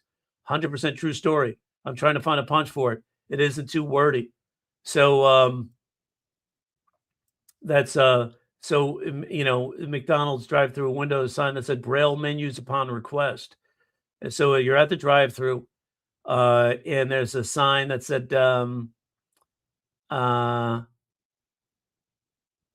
so it's like I guess so it's no reason it shouldn't be true. In the state of California, you can drive if you're legally blind. So think about that. Now, when you really break that down, you go, okay, that makes sense. Like people always used to say, why is there Braille at the drive-through ATM? Right? And it's like, well, because legally blind people can drive if they can pass a practical exam.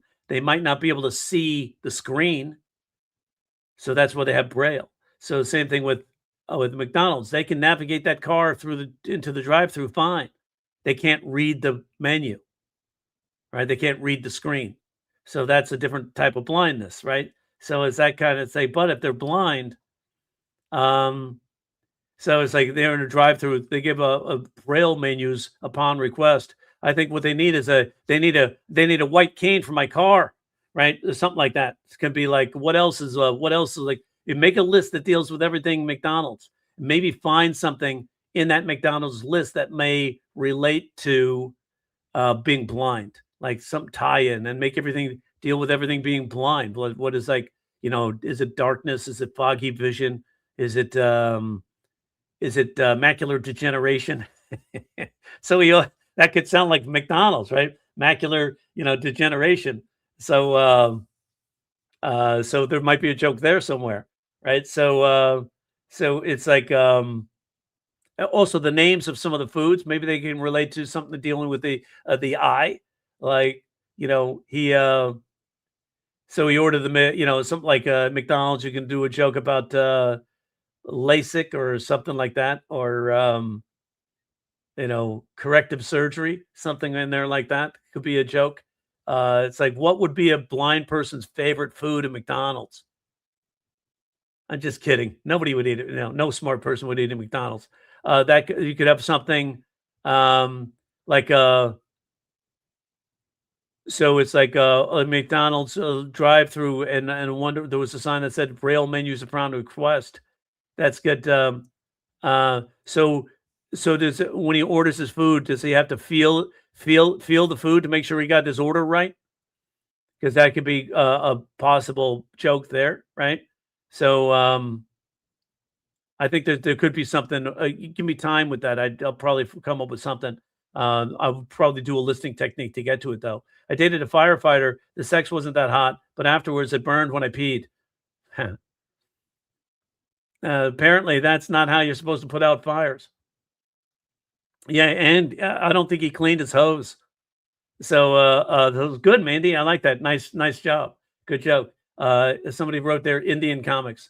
That's Audrey. Good to see you, Audrey. I'm bad at asking out girls before I get to ask them out. They ask me to get out of their bedroom. Sounds kind of rapey, right? That could be that, but it's still possible there. I'm bad at asking girls out. Before I get to ask them out, they ask me to get out. Get out of what? Like it's like that's get out of their DMs, get out of their space, get out of their bedroom, get out of their. So I think you're doing some wordplay here, but take that further. We got to see what we're seeing. If the vision we're having is still too ambiguous, we might short circuit the laugh. They're still not sure what they're laughing at.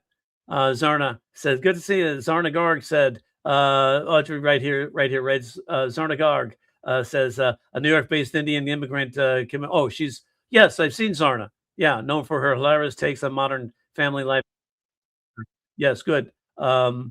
How do you make a joke about Seymour Johnson clean? I don't want to make a joke about Seymour Johnson. Seymour Johnson? Is that like you're doing a joke on Seymour Dick, like a larger dick, Seymour Johnson? Seymour Johnson? Or is that a person? I'm not sure who it is. I'll have to clarify that. Seymour Johnson. Like it sounds like a person's got an inbox filled with dick pics. So I have trouble meeting women. Men go through the grinder so much easier. You mean Grinder the app? So men go through the grinder so much easier. Is that so? Is that what you mean by that, Lucas? If I like that trouble meeting. I have trouble meeting women. Men go through grinder so much easier. That's good, yeah, because they do, right? So it's like my gay friend said, the difference between men dating women and men dating men. Men get cut to the chase a lot faster. So it's like there could be like to see that. Joaquin, good to see you, man. Joaquin is blind. Do you have an answer for the McDonald's thing? Like, so he could have one there. Good to see you, man. He has more conditions than Kim Kardashian has blackouts. What do you mean? What do you mean by that? Kim Kardashian having blackouts? What does that mean, Joaquin? Do you mean like dating black men? It's like I'm not sure. Does she have blackouts? I don't know anything about that. So good dad moment. That's when I kiss my daughter bye. That's it's good. I didn't want to get up because I'm still wearing pajama pants. It was warm today. I was like, I don't want to put anything on that's hot. I'm going to sitting down. So it's like let's see. So let's see what else. So remember, joke, simplify, right? It's like I have a video on YouTube called the genius is in the simplicity. And it's more of a lesson to me who tends to be too clever, right? And it's like, but if you simplify, and that one great thing about the analogy joke is you're taking two dissimilar ideas and you're telling the audience they're similar. So the audience is like, prove that for true. That's all they want, is to solve for true. They don't want anything else. And the tension gets high because we're like, that doesn't make any sense. The odds of that person making sense out of that are way down low. So the expectation drops, but the tension is still there. So if I say my ex-wife who's an alcoholic is a lot like an iPhone, the audience is going to go, huh? Prove it for true. And that's all they need you to do.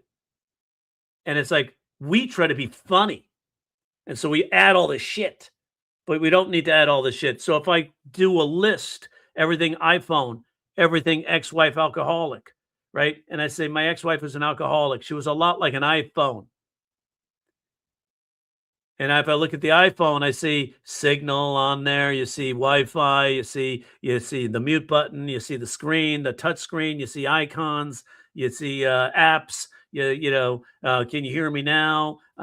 Charge the phone. Battery's dead. All that stuff. But when we see Signal, if I break that down even further, how do we express what kind of signal we have? What do we say? 1 bar, 2 bars, 3 bars. Bars, alcoholic. Now I can write that joke. So I can say, like, my ex-wife who's an alcoholic is a lot like an iPhone. I could usually find her at least 1 bar. The audience is going to chuckle at least, because is it true for an iPhone? I could usually find it at least 1 bar. Yes. Is it true for the alcoholic? Probably, yes. And then I can add another thing. So I said, ex-wife's like an alcoholic. Or my ex-wife who's an alcoholic is a lot like an iPhone. I could usually find her at least 1 bar. And if I don't see her right away, I look closer because she probably fell on the floor. Same thing with an iPhone. Falls out of your pocket on the floor. How many people have forgotten their iPhone at a place like that and come back and fell on the floor?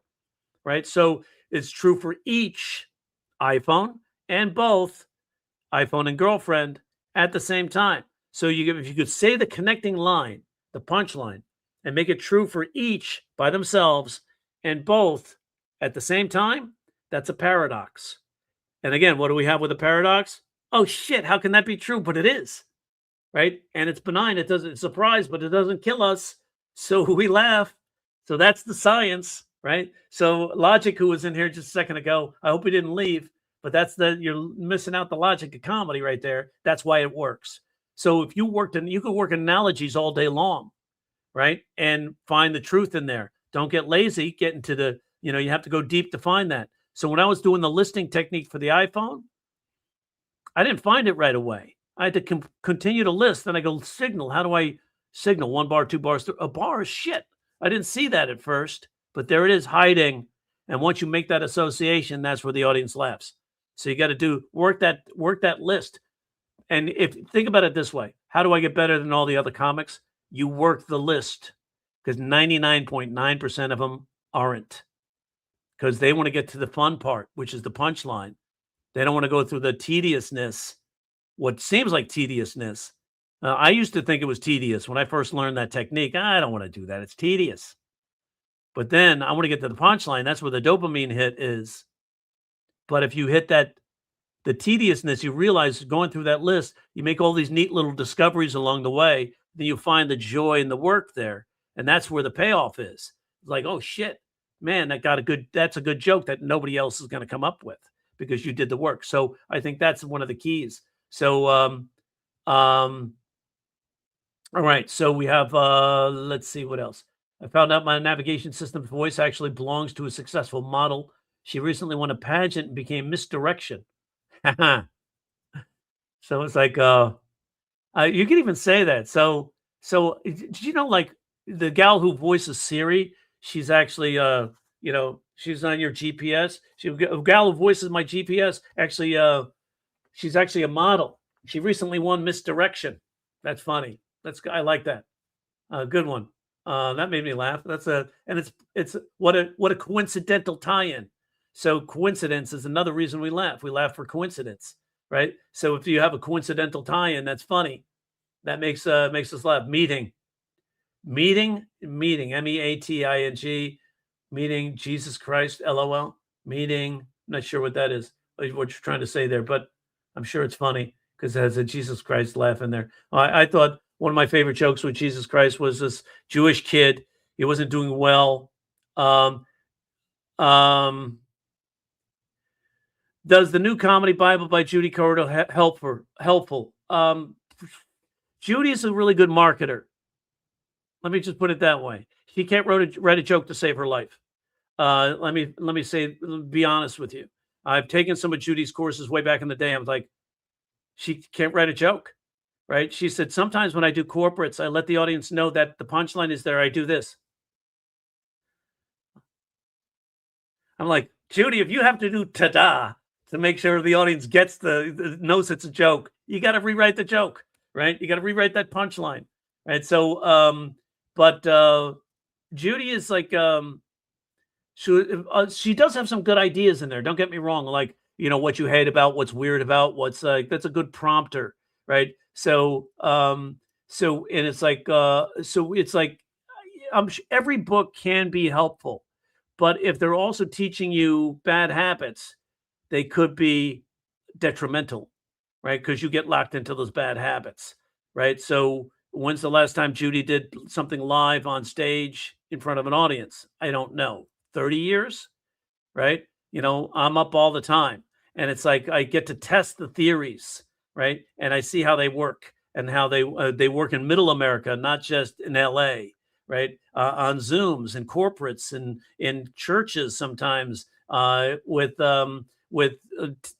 philanthropic groups, with corporate groups, with leaders, with executives, with regular people coming in just wanting to blow off steam at a club. So they want a little edge. So it's like, but that's something I would be very, very, skeptical about. Is like, when's the last time she's been up in a club, right? Like, she have any video out there of her performing, right? That's important to see too. So, but I've gotten some value out of her books, right? Like I said, that it's good prompter. What's weird about? What do I hate about? George Carlin said to me, take the shit that drives you crazy, make it funny. Just write it down. Once you have it down on the page, you can control it. Now you could look for three things: a reverse, an assumption that you can shatter, two dissimilar ideas converging, or wordplay and balloons. What if we do this? Can we get some confetti? Confetti? No, it's balloons again. There it is. Confetti. Hooray. Like, anyway, so I'm a little skeptical when it comes to that. She likes to use the word hack. I don't like the word hack because it's not a premise is never hack. The punchline still being the same and done a million times, that can be hacked. But somebody coming up with a concept and coming up with a completely unique approach, that's not hack. That could be genius because we've heard the concept and we have to be able to relate to the concept. You watch Louis C.K., he's not doing any unique premises or unique concepts. We've heard a lot of the stuff he's talking about before, but he has a definitely original angle and original take. That's why that works, right? But if we can't relate to the subject matter, then it doesn't work. One of the things that really set me away off of Judy Carter was she actually had in her book, stop doing, a little something about me. Nobody wants to nobody cares about you. And I was like, that's 100% bullshit. Because the one thing that the audience is looking for when you take the stage, the one thing is the answer to the dramatic question, who are you and why should I care? So that's whether it's true whether you're doing stand up or whether you're doing comedy.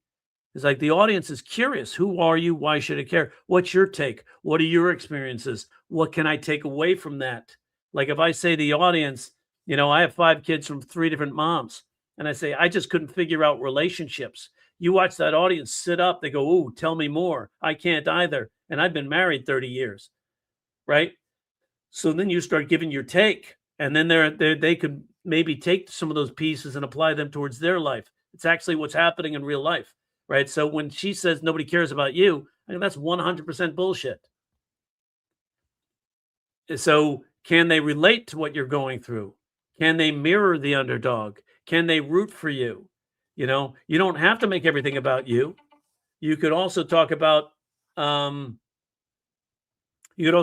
things outside of you.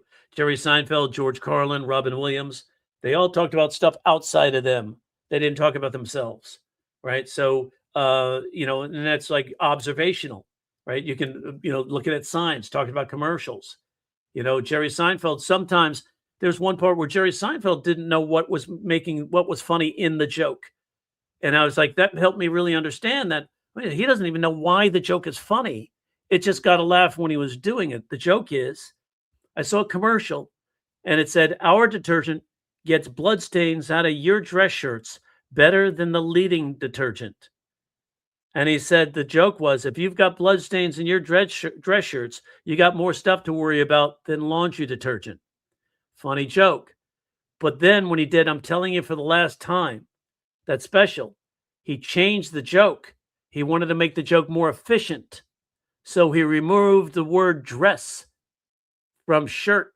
So he said, I saw a commercial on TV. It said, our detergent gets bloodstains out of your shirts better than the leading detergent.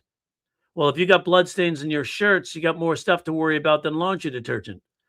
Those of you who played sports or have had a nosebleed, you've gotten blood on your shirt, right? So you get hit in the face with a basketball, you're going to get a bloody nose. You play football, you're going to get an elbow, you're going to get a bloody nose. You play soccer, you certainly get a scrape, get some blood on your shirt. It happens all the time. Rugby, those guys always have bloody shirts. Hockey, right? So it's like dress shirt was the key. Because if you're wearing a dress shirt and you get blood on your shirt, you get blood on your dress shirt. Now you got something to worry about. That's you're going to the office. You got blood on your shirt. So it's like, but he removed that word and that killed the joke. So it's like, wow, he doesn't know why it's funny. It's funny because it's a dress shirt, not just a shirt. There's a couple of things he did to make the joke more efficient, and he removed what made the joke work. So that happens. Sometimes we do that. I did that with a joke, right? I removed something. It was a joke about my wife's big boobs, right? She had big boobs. And then I said, my wife thought I was psychic when I first met her because I guessed her cup size. Yeah, she took off her shirt and I was like, whew, geez. Now, what I meant was G cup, but people don't immediately associate G with a cup size. So I had to rewrite the joke and reintroduce G cup. And then so basically she went to go get bra fitting done at Nordstrom. She came back and she didn't look happy. I said, you didn't find anything your size or anything? She didn't. I know I got 3 bras, but I'm not happy. I go, why aren't you happy? I just found out I'm a G cup. And I went, oh yeah, that's horrible. I'm a man. I'm thinking motorboat, right? But it made me think. She thought made me remember, oh, that's why she thought I was psychic when I first met her. Because I guessed her cup size. She took off her shirt and I was like, ooh, geez. Now the joke works because the audience can associate G with cup. Does that make sense? So it's like when I took it out at first, they weren't making that association. And as soon as I put it back in, then the joke worked. So sometimes it's just one word, as we showed earlier. Sometimes one word can make it work. Rhythm is gonna get you. That's right, Lucas. It's like the rhythm is going to get you. So Gloria Stefan. I'm bad at asking girls out before. Okay, let's find out more. Mr. Yash, good one. Haha. I went to my room, messy. My room was messy. Dad would barge and said, "Hey, asshole, it's asshole deep to a giraffe in here." Americans will use anything but the metric system.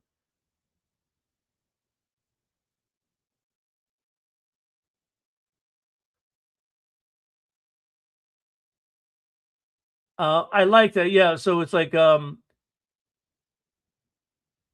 like this idea, but there's more there, I think, Lucas. Like, there's more there because it's like Americans, let's talk about them like it's chuckle funny, but it's not funny. The idea is Americans they resist the metric system. And it's like they'll use anything but the metric system. You say centimeters, they go, "Oh, I don't know. That's like chemistry or something. I can't relate." Centimeter, what is that? Right? The kilometer, well, kilos, what is that? Kilograms, what is that? I get they have a block. They have a real block against the metric. Don't use anything but the metric system. Now do the act out of the dad. Like, my room was messing. My dad would say, "It's asshole deep to a giraffe in here." Like, it's like they'll use anything but the metric system. So set it up at the beginning, bookend it with that setting. I think then the audience will get it, because once you say it, they're like, "Well, once you let us know you use anything but the metric system," they hate the metric system. It's not that hard to learn. It's not that hard to convert, but they don't want to use it. They're afraid of that, right? And centimeters. Oh my God, I don't know what to do with that. They'll use anything but the metric system. Now you do the dad act out, and then recap it with they'll use anything but the metric system. That'll make that joke work, because that's a good joke. We just had to sort of like make sure you taught the audience something first, then do the act out demonstration of how they'll use anything but the metric system. And we've heard of dad saying stuff like that. So it's like that works. And I've never heard that particular one, asshole deep to a giraffe. That's funny. Basically, Theo Vaughn is the 3 descriptors on forever. Yes, he loves to use 3 descriptors. So it's like, and if he was more educated, he would use them better, right? So, but Theo Vaughn there's some things I like about Theo Vaughn and some things I don't like about Theo Vaughn. But overall, I like him. But if I overanalyze, I start to see the flaws in Theo Vaughn. But we all have flaws, right? I'm no better than anybody else. So it's like, but the Theo Vaughn definitely uses those. I'm back, probably gonna even fail this test, but somebody's got to write the jokes. Hey, Jerry, a friend of mine was staying in a hotel where James Bond was staying at all night. She heard was Roger Moore. Okay, good. That's a good pun. In a way, you're gonna get grown on that one. So it's like, and you're gonna get nothing from the Gen Zers who don't remember Roger Moore. So it's like, be careful of that one. But you've tied it in. You James Bond. If you listed everything James Bond, what would she hear if Daniel Craig was in there? So who are the other the guys who played James Bond? We could maybe, what else could that be? I like that. So it's good. You're converging lots of different ideas, like hotel, right? Vacation, and then 007, right? So a hotel, where was James Bond staying at? In a hotel, what room? So he was on the ground floor, 007. So something like that could be fun too. Like you can then, list everything James Bond. It's like, I got my first open mic booked for next week. Oh, hooray. God, nice going, man. Been writing for a year and finally going to test it out. As a one-liner comedian, should I use it in my best lines? My first set to mix it up with ones I want to try. First time up there, go with confidence, go with your best, right? And basically a page and a third of material at 12-point font Times New Roman with 1-inch margins is about 5 minutes, right? When you're going up your first time, if there's going to be some laughs there, it's an open mic, so don't be surprised if they're not. Don't laugh to look for the joke. Don't laugh after the joke to look for approval. Just keep a straight face. Stay with the emotion that got you to the punchline. The instant that they see that you're new, that you're an amateur, they may, it may affect it. Or if you just get up there and tell them, my first time on stage. This is my very first time on stage. And then in the next 5 minutes, you're going to find out just how true that is. They're going to laugh at that. Now, where's the expectation? Low. Now you do your jokes and you get good laughs. They didn't expect you to get good laughs. Now they're like, hey, wow, that was great, man. So that's, and remember, don't laugh after each of your jokes unless it truly makes you laugh. Like if you laugh because the idea is funny, like Chappelle does, sometimes a joke makes him laugh and he just laughs at the idea. So, but laughing to look for approval from the audience is a sure sign of a amateur. So it's like, what are your thoughts of using a fake accent versus your real voice? Give it a shot. I have a whole alter ego that I do on stage sometimes. His name is Charlie Stone, and he's a stoner. He's an old surfer guy from high school, but he doesn't really do drugs. He just sounds like this all the time, bro. No way. Dude, I dropped out of college, man. I didn't, I took 2 years of anatomy. I still don't know shit about the stars. So if I do that character, I used to open for myself doing the character, 30 minutes doing the character. Then I'd come up as me and do an hour as me. And it was a lot of fun. And everybody wanted to meet Charlie Stone, which was interesting because it's like, because his character was so specific. So I would try that. It's a great experiment. And then maybe now you can introduce 1, 2, 3, 4 characters as part of your act, right? So, and sometimes practicing in a character voice with an accent gives you new angles for the punchline because you're actually channeling kind of a different point of view through your accent. So yeah, give it a shot. It's fun. And you watch Maria Bamford.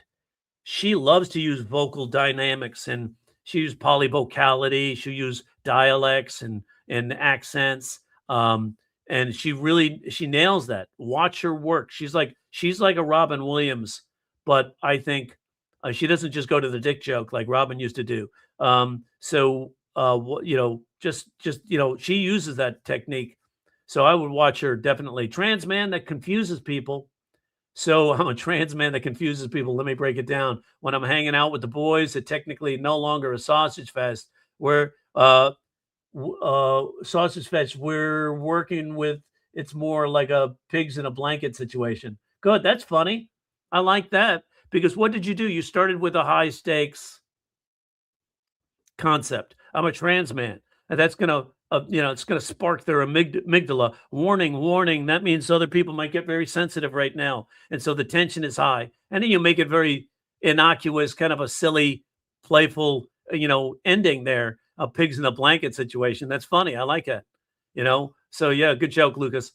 Jerry's book is great. Hey, thanks, Bob. Thanks for the pitch.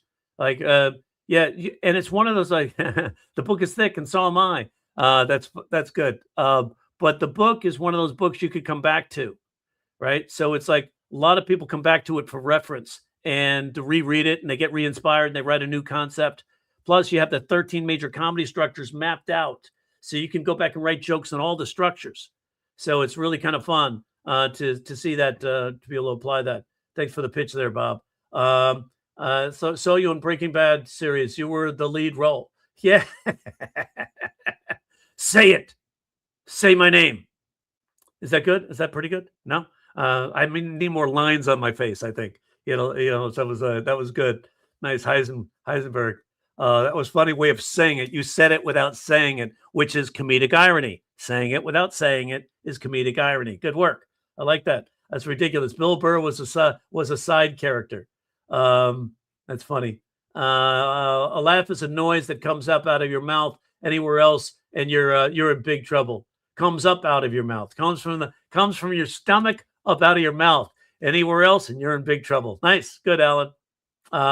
Comedy afflicts the comfortable and comforts the afflicted. That almost sounds like something Mandy would say. So good, Lucas. But the problem is that not every benign violation is funny. That's right. Not every benign violation is funny, right? So it depends on how it's worded, right? So again, we'd have to get into specific examples. Talking in broad concepts is good, but when we narrow it down to show an example, that's when we can really have a takeaway and learn from it. So not every benign violation is funny, right? So if somebody like, and not everything is a benign violation. I'll give you an example. Like if my ex who cheated on me called me in Halloween, so automatically the audience thinks like, what is she calling for? Your ex who cheated on me. They're already rooting against her. And I said, my ex who cheated on me called me on Halloween. She said, Jerry, I don't know what to pretend to be for Halloween.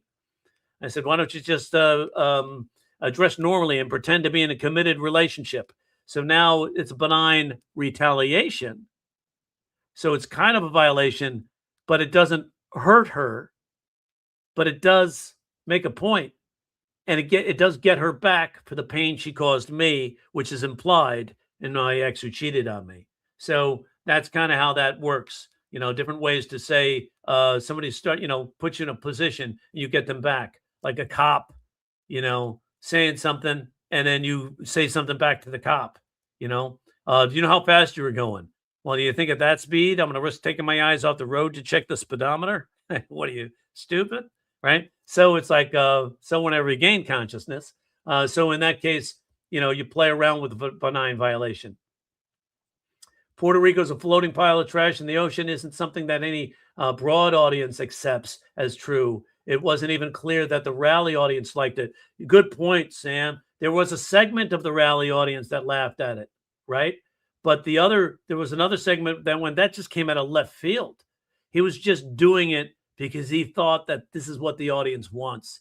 But when you just come out of nowhere with no context, no build up, no antagonist set up, it didn't play. Like if a guy picks on a man picks on a woman without reason or recourse, like we don't know enough about that woman, that woman hasn't done us wrong, then we're punching down and the audience will pull back, right? So that was a good, the Puerto Rico floating pile of trash in the ocean. It's good. It's a good point. Broad audiences usually don't accept that. Some audiences do because they feel that person's the antagonist. For some reason, Hinchcliffe thought Puerto Rico was antagonist to this audience. And he thinks that because he's a racist, right? We've seen that come up a few times. He's got this weird thread of racism that comes up through him. And it's weird from the time he called his opening act the C word, who was Asian, right? So, and he didn't need to. It wasn't, he could have found a more clever way to make fun. So that's why Hinchcliffe is gross, and personally, I'm not a fan.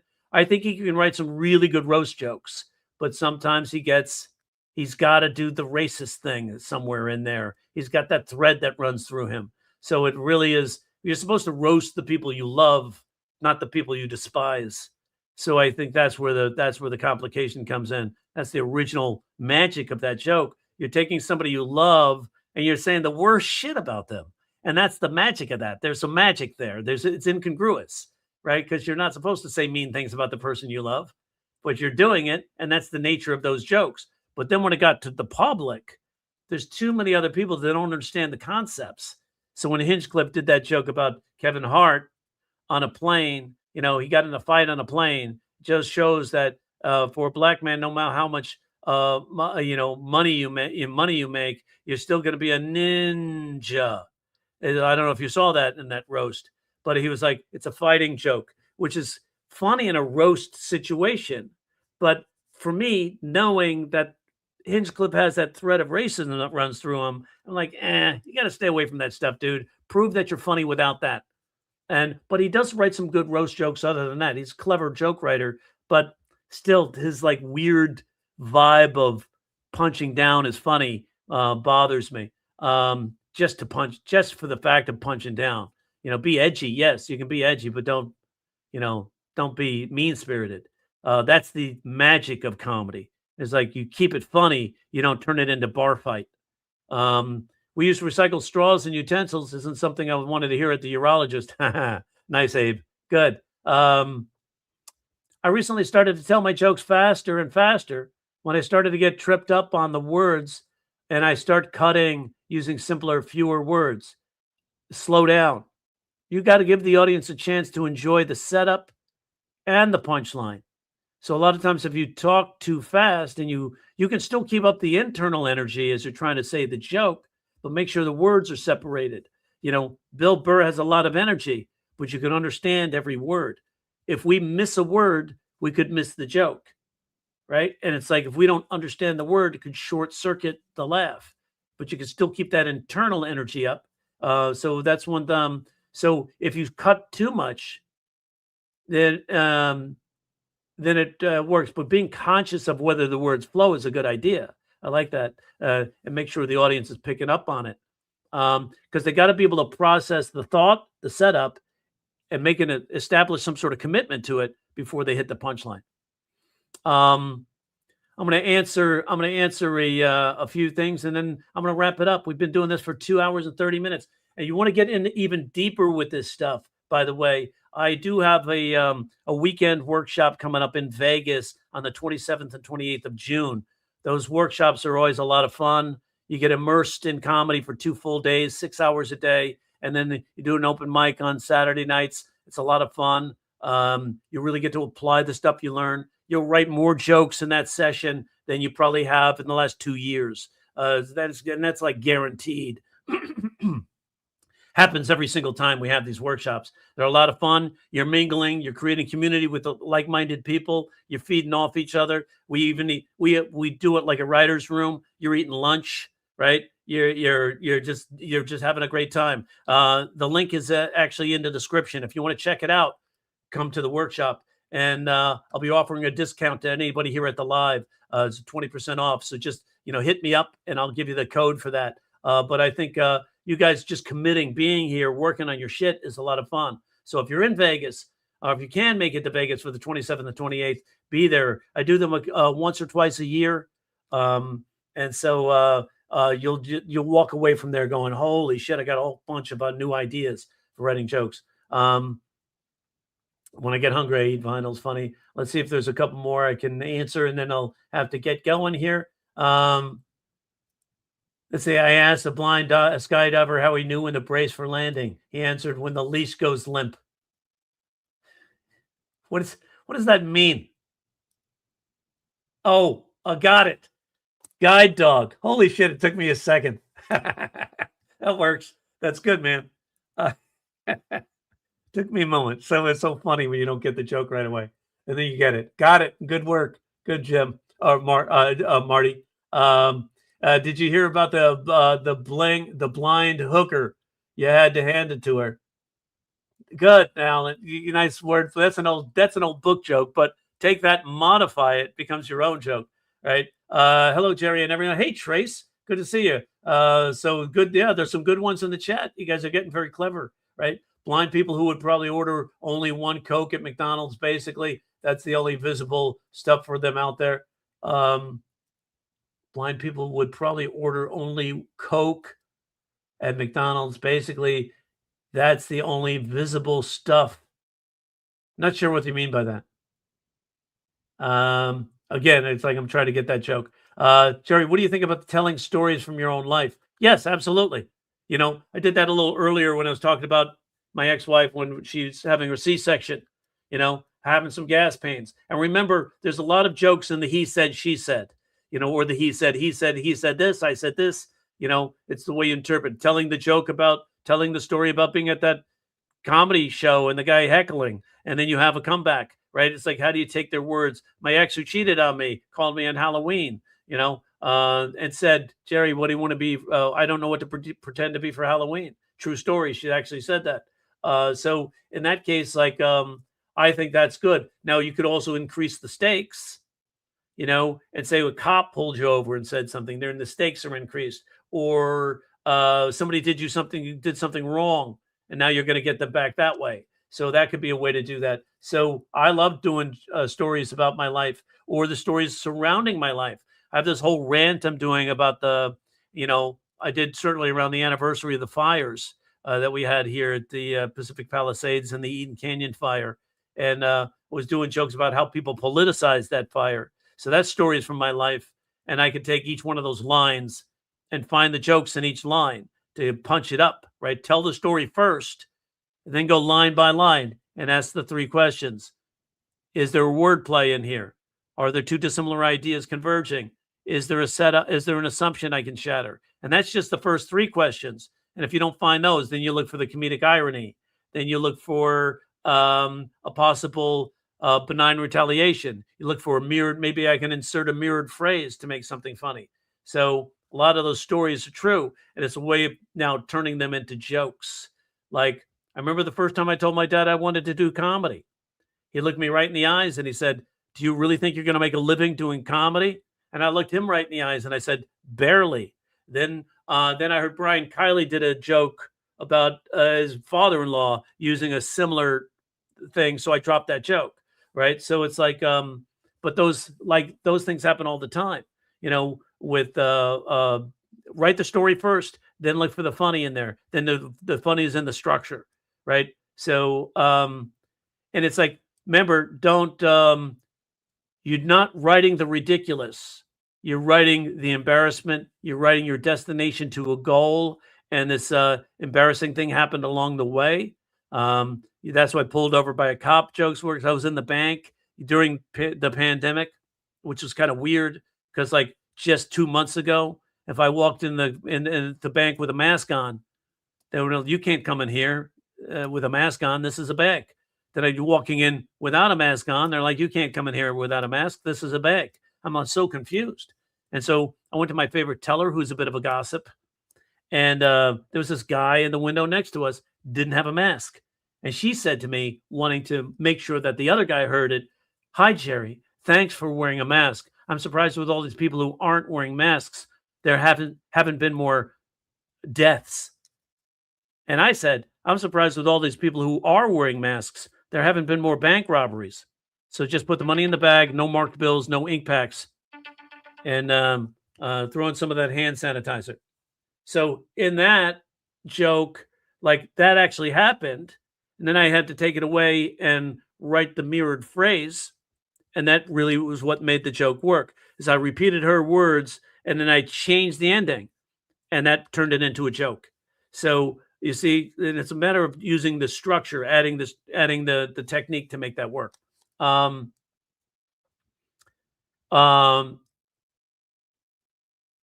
So Lucas says, always write what you know. Writing personal stories is good, but don't be married to the truth. Always go for what's funny. You know, don't be married to the truth, but make sure it's plausible. If it's no longer plausible, the audience will fold their arms. So that's good. It's like you can write, you know, stuff that's personal to you. You don't have to. You can talk about stuff that's outside of you too. Like I said, Carlin and Seinfeld avoided talking about themselves, and they did everything was observational. Do you hear the one about the gay Australian? The police were looking for him all over the place, and they found him in Sydney. another book joke, but good, Alan. That's funny. GF and iPhone were both smashed. Which one was that from, Bob? Girlfriend and iPhone were both smashed. Oh yeah, that's good. Oh yeah, good. That's the iPhone. Ex-wife who's an iPhone. Ex-wife who's an alcoholic is a lot like an iPhone. Yeah, the girlfriend and the iPhone were both smashed. I remember having to go to Best Buy because my girlfriend and the iPhone were both smashed. Holy Christ, the Joke Doctor live? That's like Easter, but funny. Let's go. That's funny. I like that. It's like, now if I can only introduce a colored egg, maybe I'll just dye my head. McDonald's is offering blind taste test of the McRib. You want eyes with that? Oh, getting there, right? Try this. Like as an exercise I give to students, this actually came from a news story. A body of a 40-year-old woman was found in a processing plant for McDonald's restaurants. So the body of a 40-year-old woman found in a processing plant for McDonald's restaurants. So now in that, if you listed everything body of a 40-year-old woman, you're a body of a 40-year-old woman, you're going to come up with MILF, right? So you could say like McDonald's offering, body of a 40-year-old woman found in a processing plant for McDonald's restaurants. It's like now I can order which is great because now I can order the vanilla milkshake, right? So you can have fun with that, right? So that you're on the right track.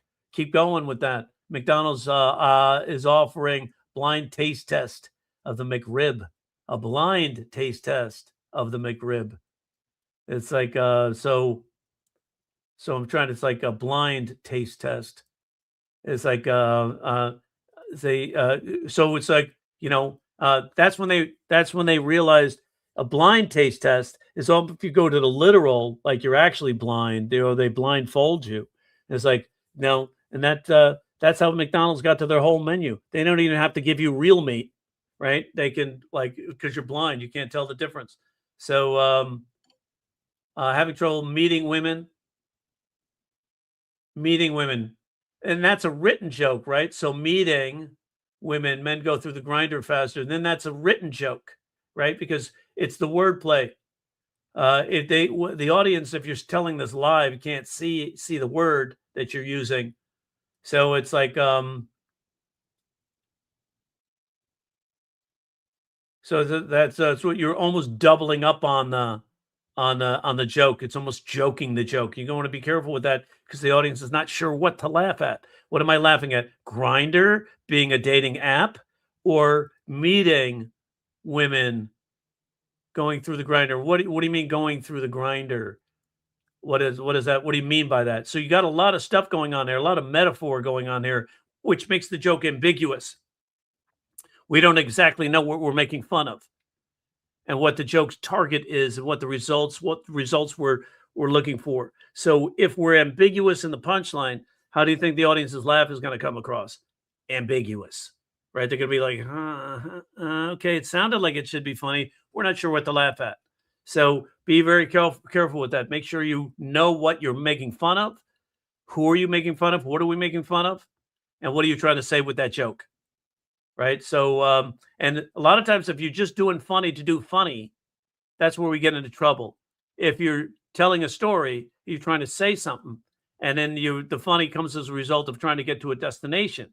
That's where it is funnier, I think. But if you're just trying to do the funny, the audience kind of gets, he's trying to be a wacka, So instead, like deliver it straight, and find out what am I trying to say with the joke. I've written 4 minutes of material and have ideas for 2 more tight 5-minute sets. Should I focus on polishing this one first? Work on all 3 alongside each other? Dude, I would do myself all 3.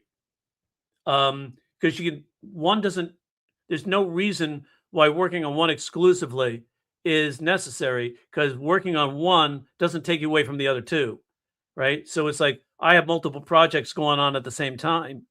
And it's like, so if I'm writing a new book called the Black Joke Writing Secrets Black Book, I also have a screenplay I'm working on, and I'm constantly revising content for my courses and my students and helping them with their jokes. So it's like you don't have to work on one; you could work on multiple.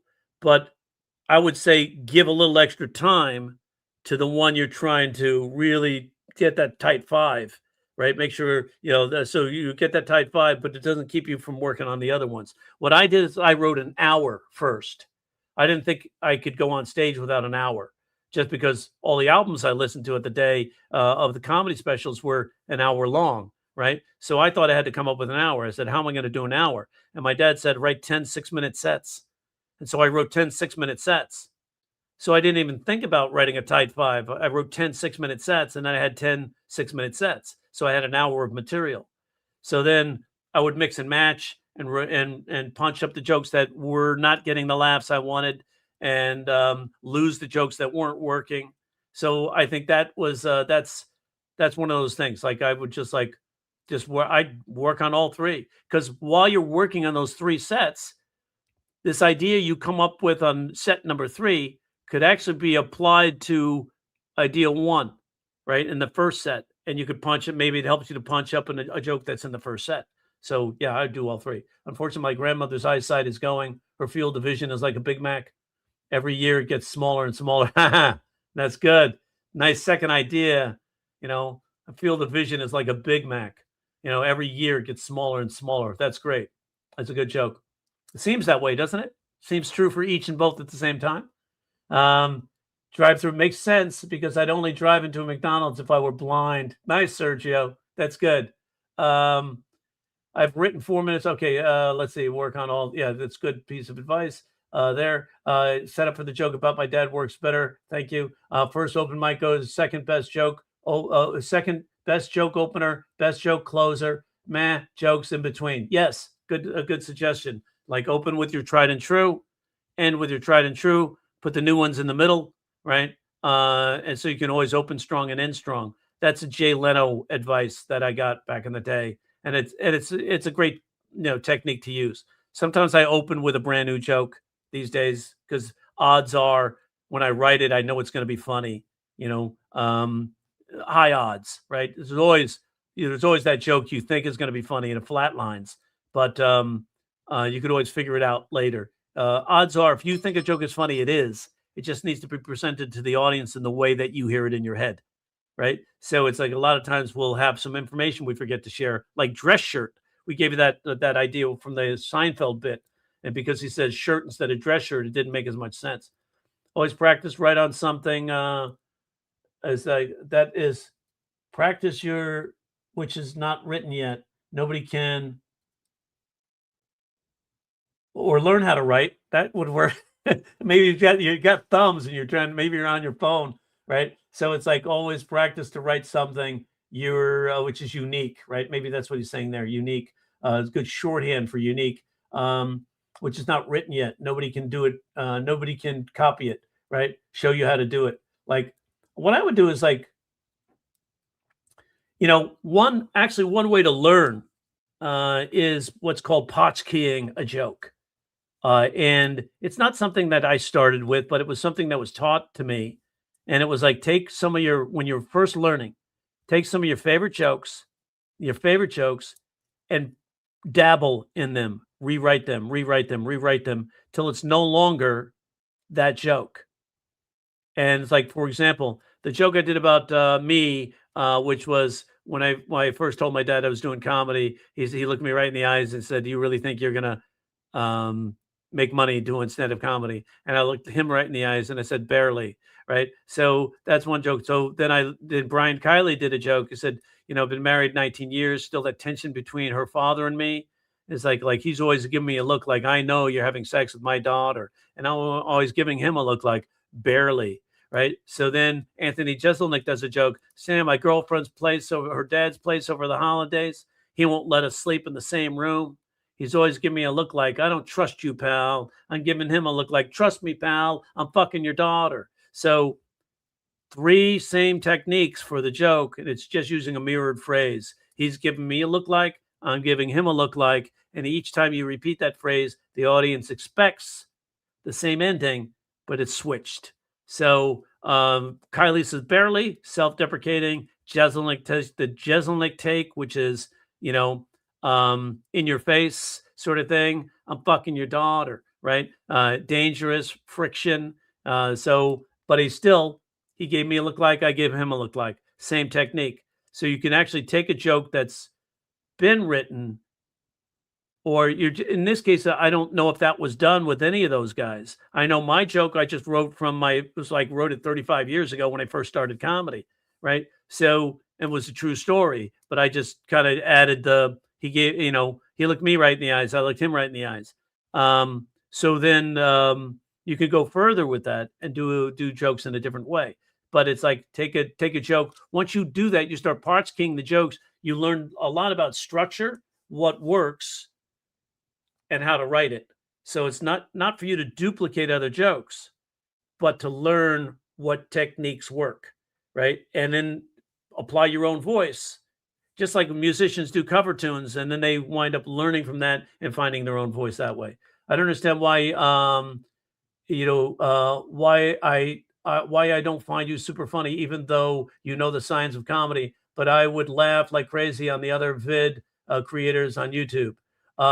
Probably because I'm defining this from a scientific point of view, and I'm not looking to be funny. I'm looking to teach, right? So it's like you have never seen my act, probably, and probably I don't do it for you because anybody who uses all caps on their name is probably not funny. I'm kidding. Joke. See, that was funny. Everybody else is laughing, right? So in that case, there's like not everybody's for everybody, right? Some people look at Hinchcliffe, don't think it's funny. Some people think he's hilarious. Some people think Jimmy Kimmel's funny. Other people don't like him at all. So it's like, it's like everybody's not for everybody. So it's like I'm not doing jokes. I'm doing like and I might not be your thing, but it's like so that's just simple, right?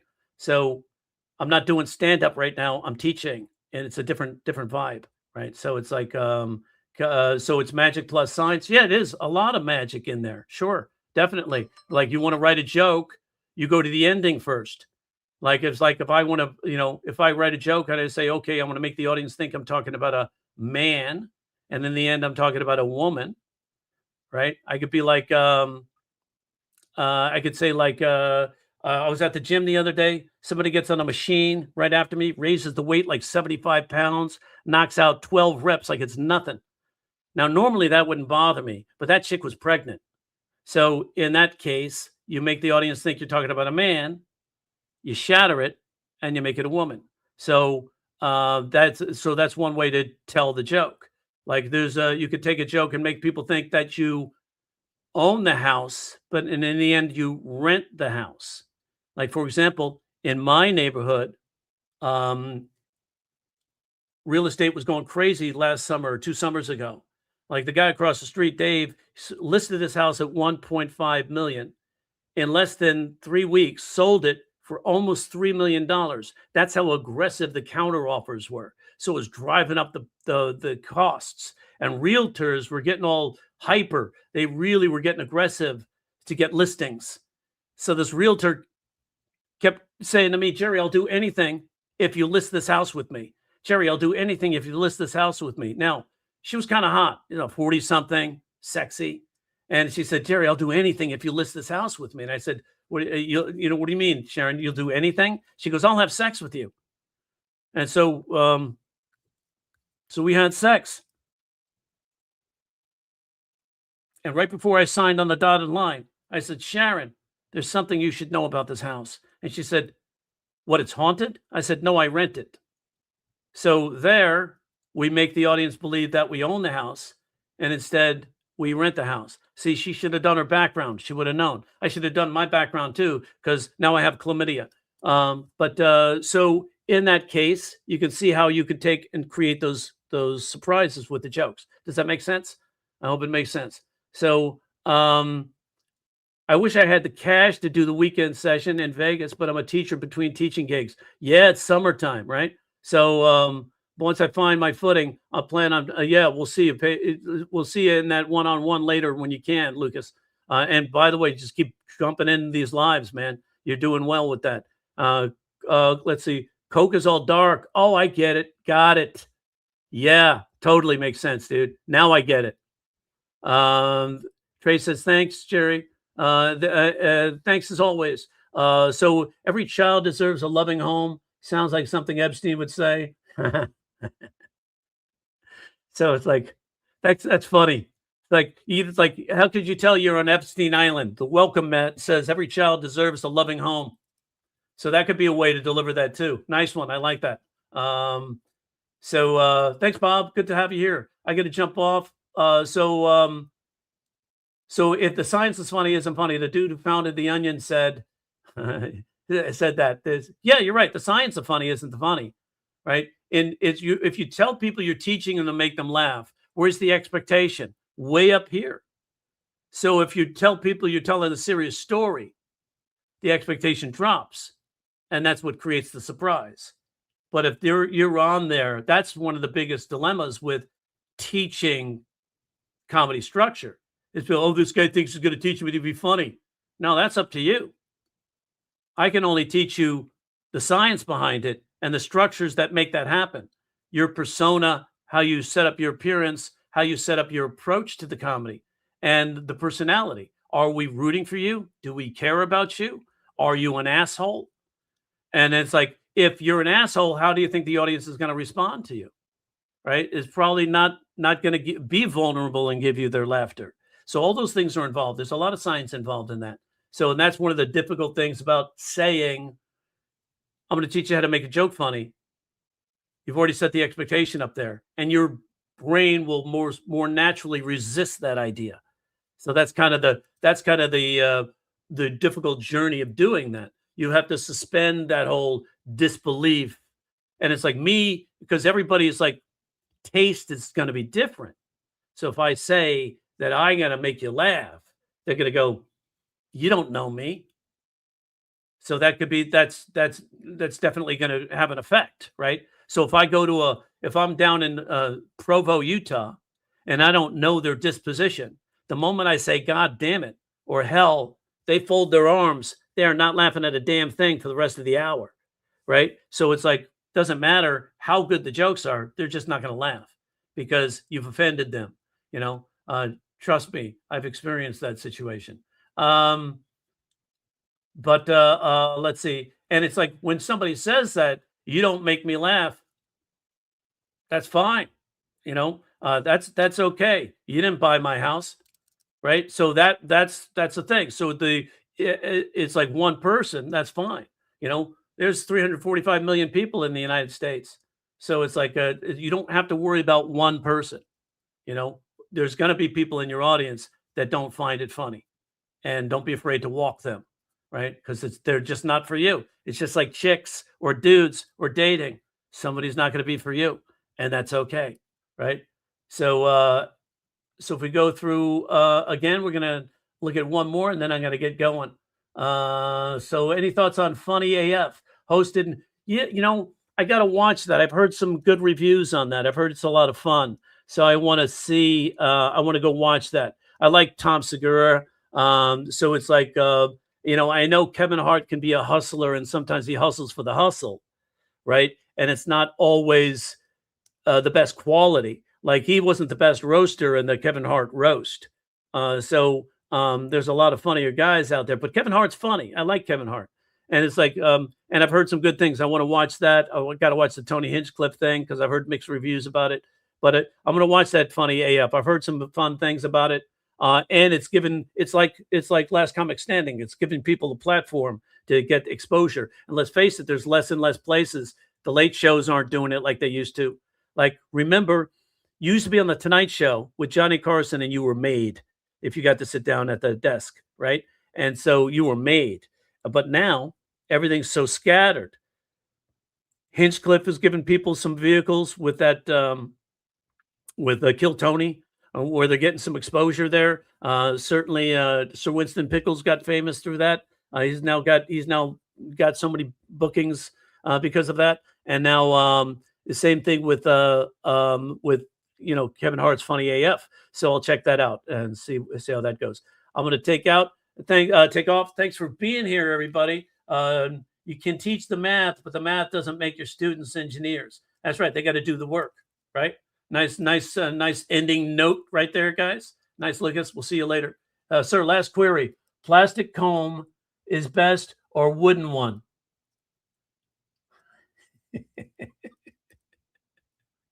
That's funny, man. It's like, I get it. It's like, say it. Say my name. Say my name. All right. See you guys later. Nice spending time with you. Have a great day.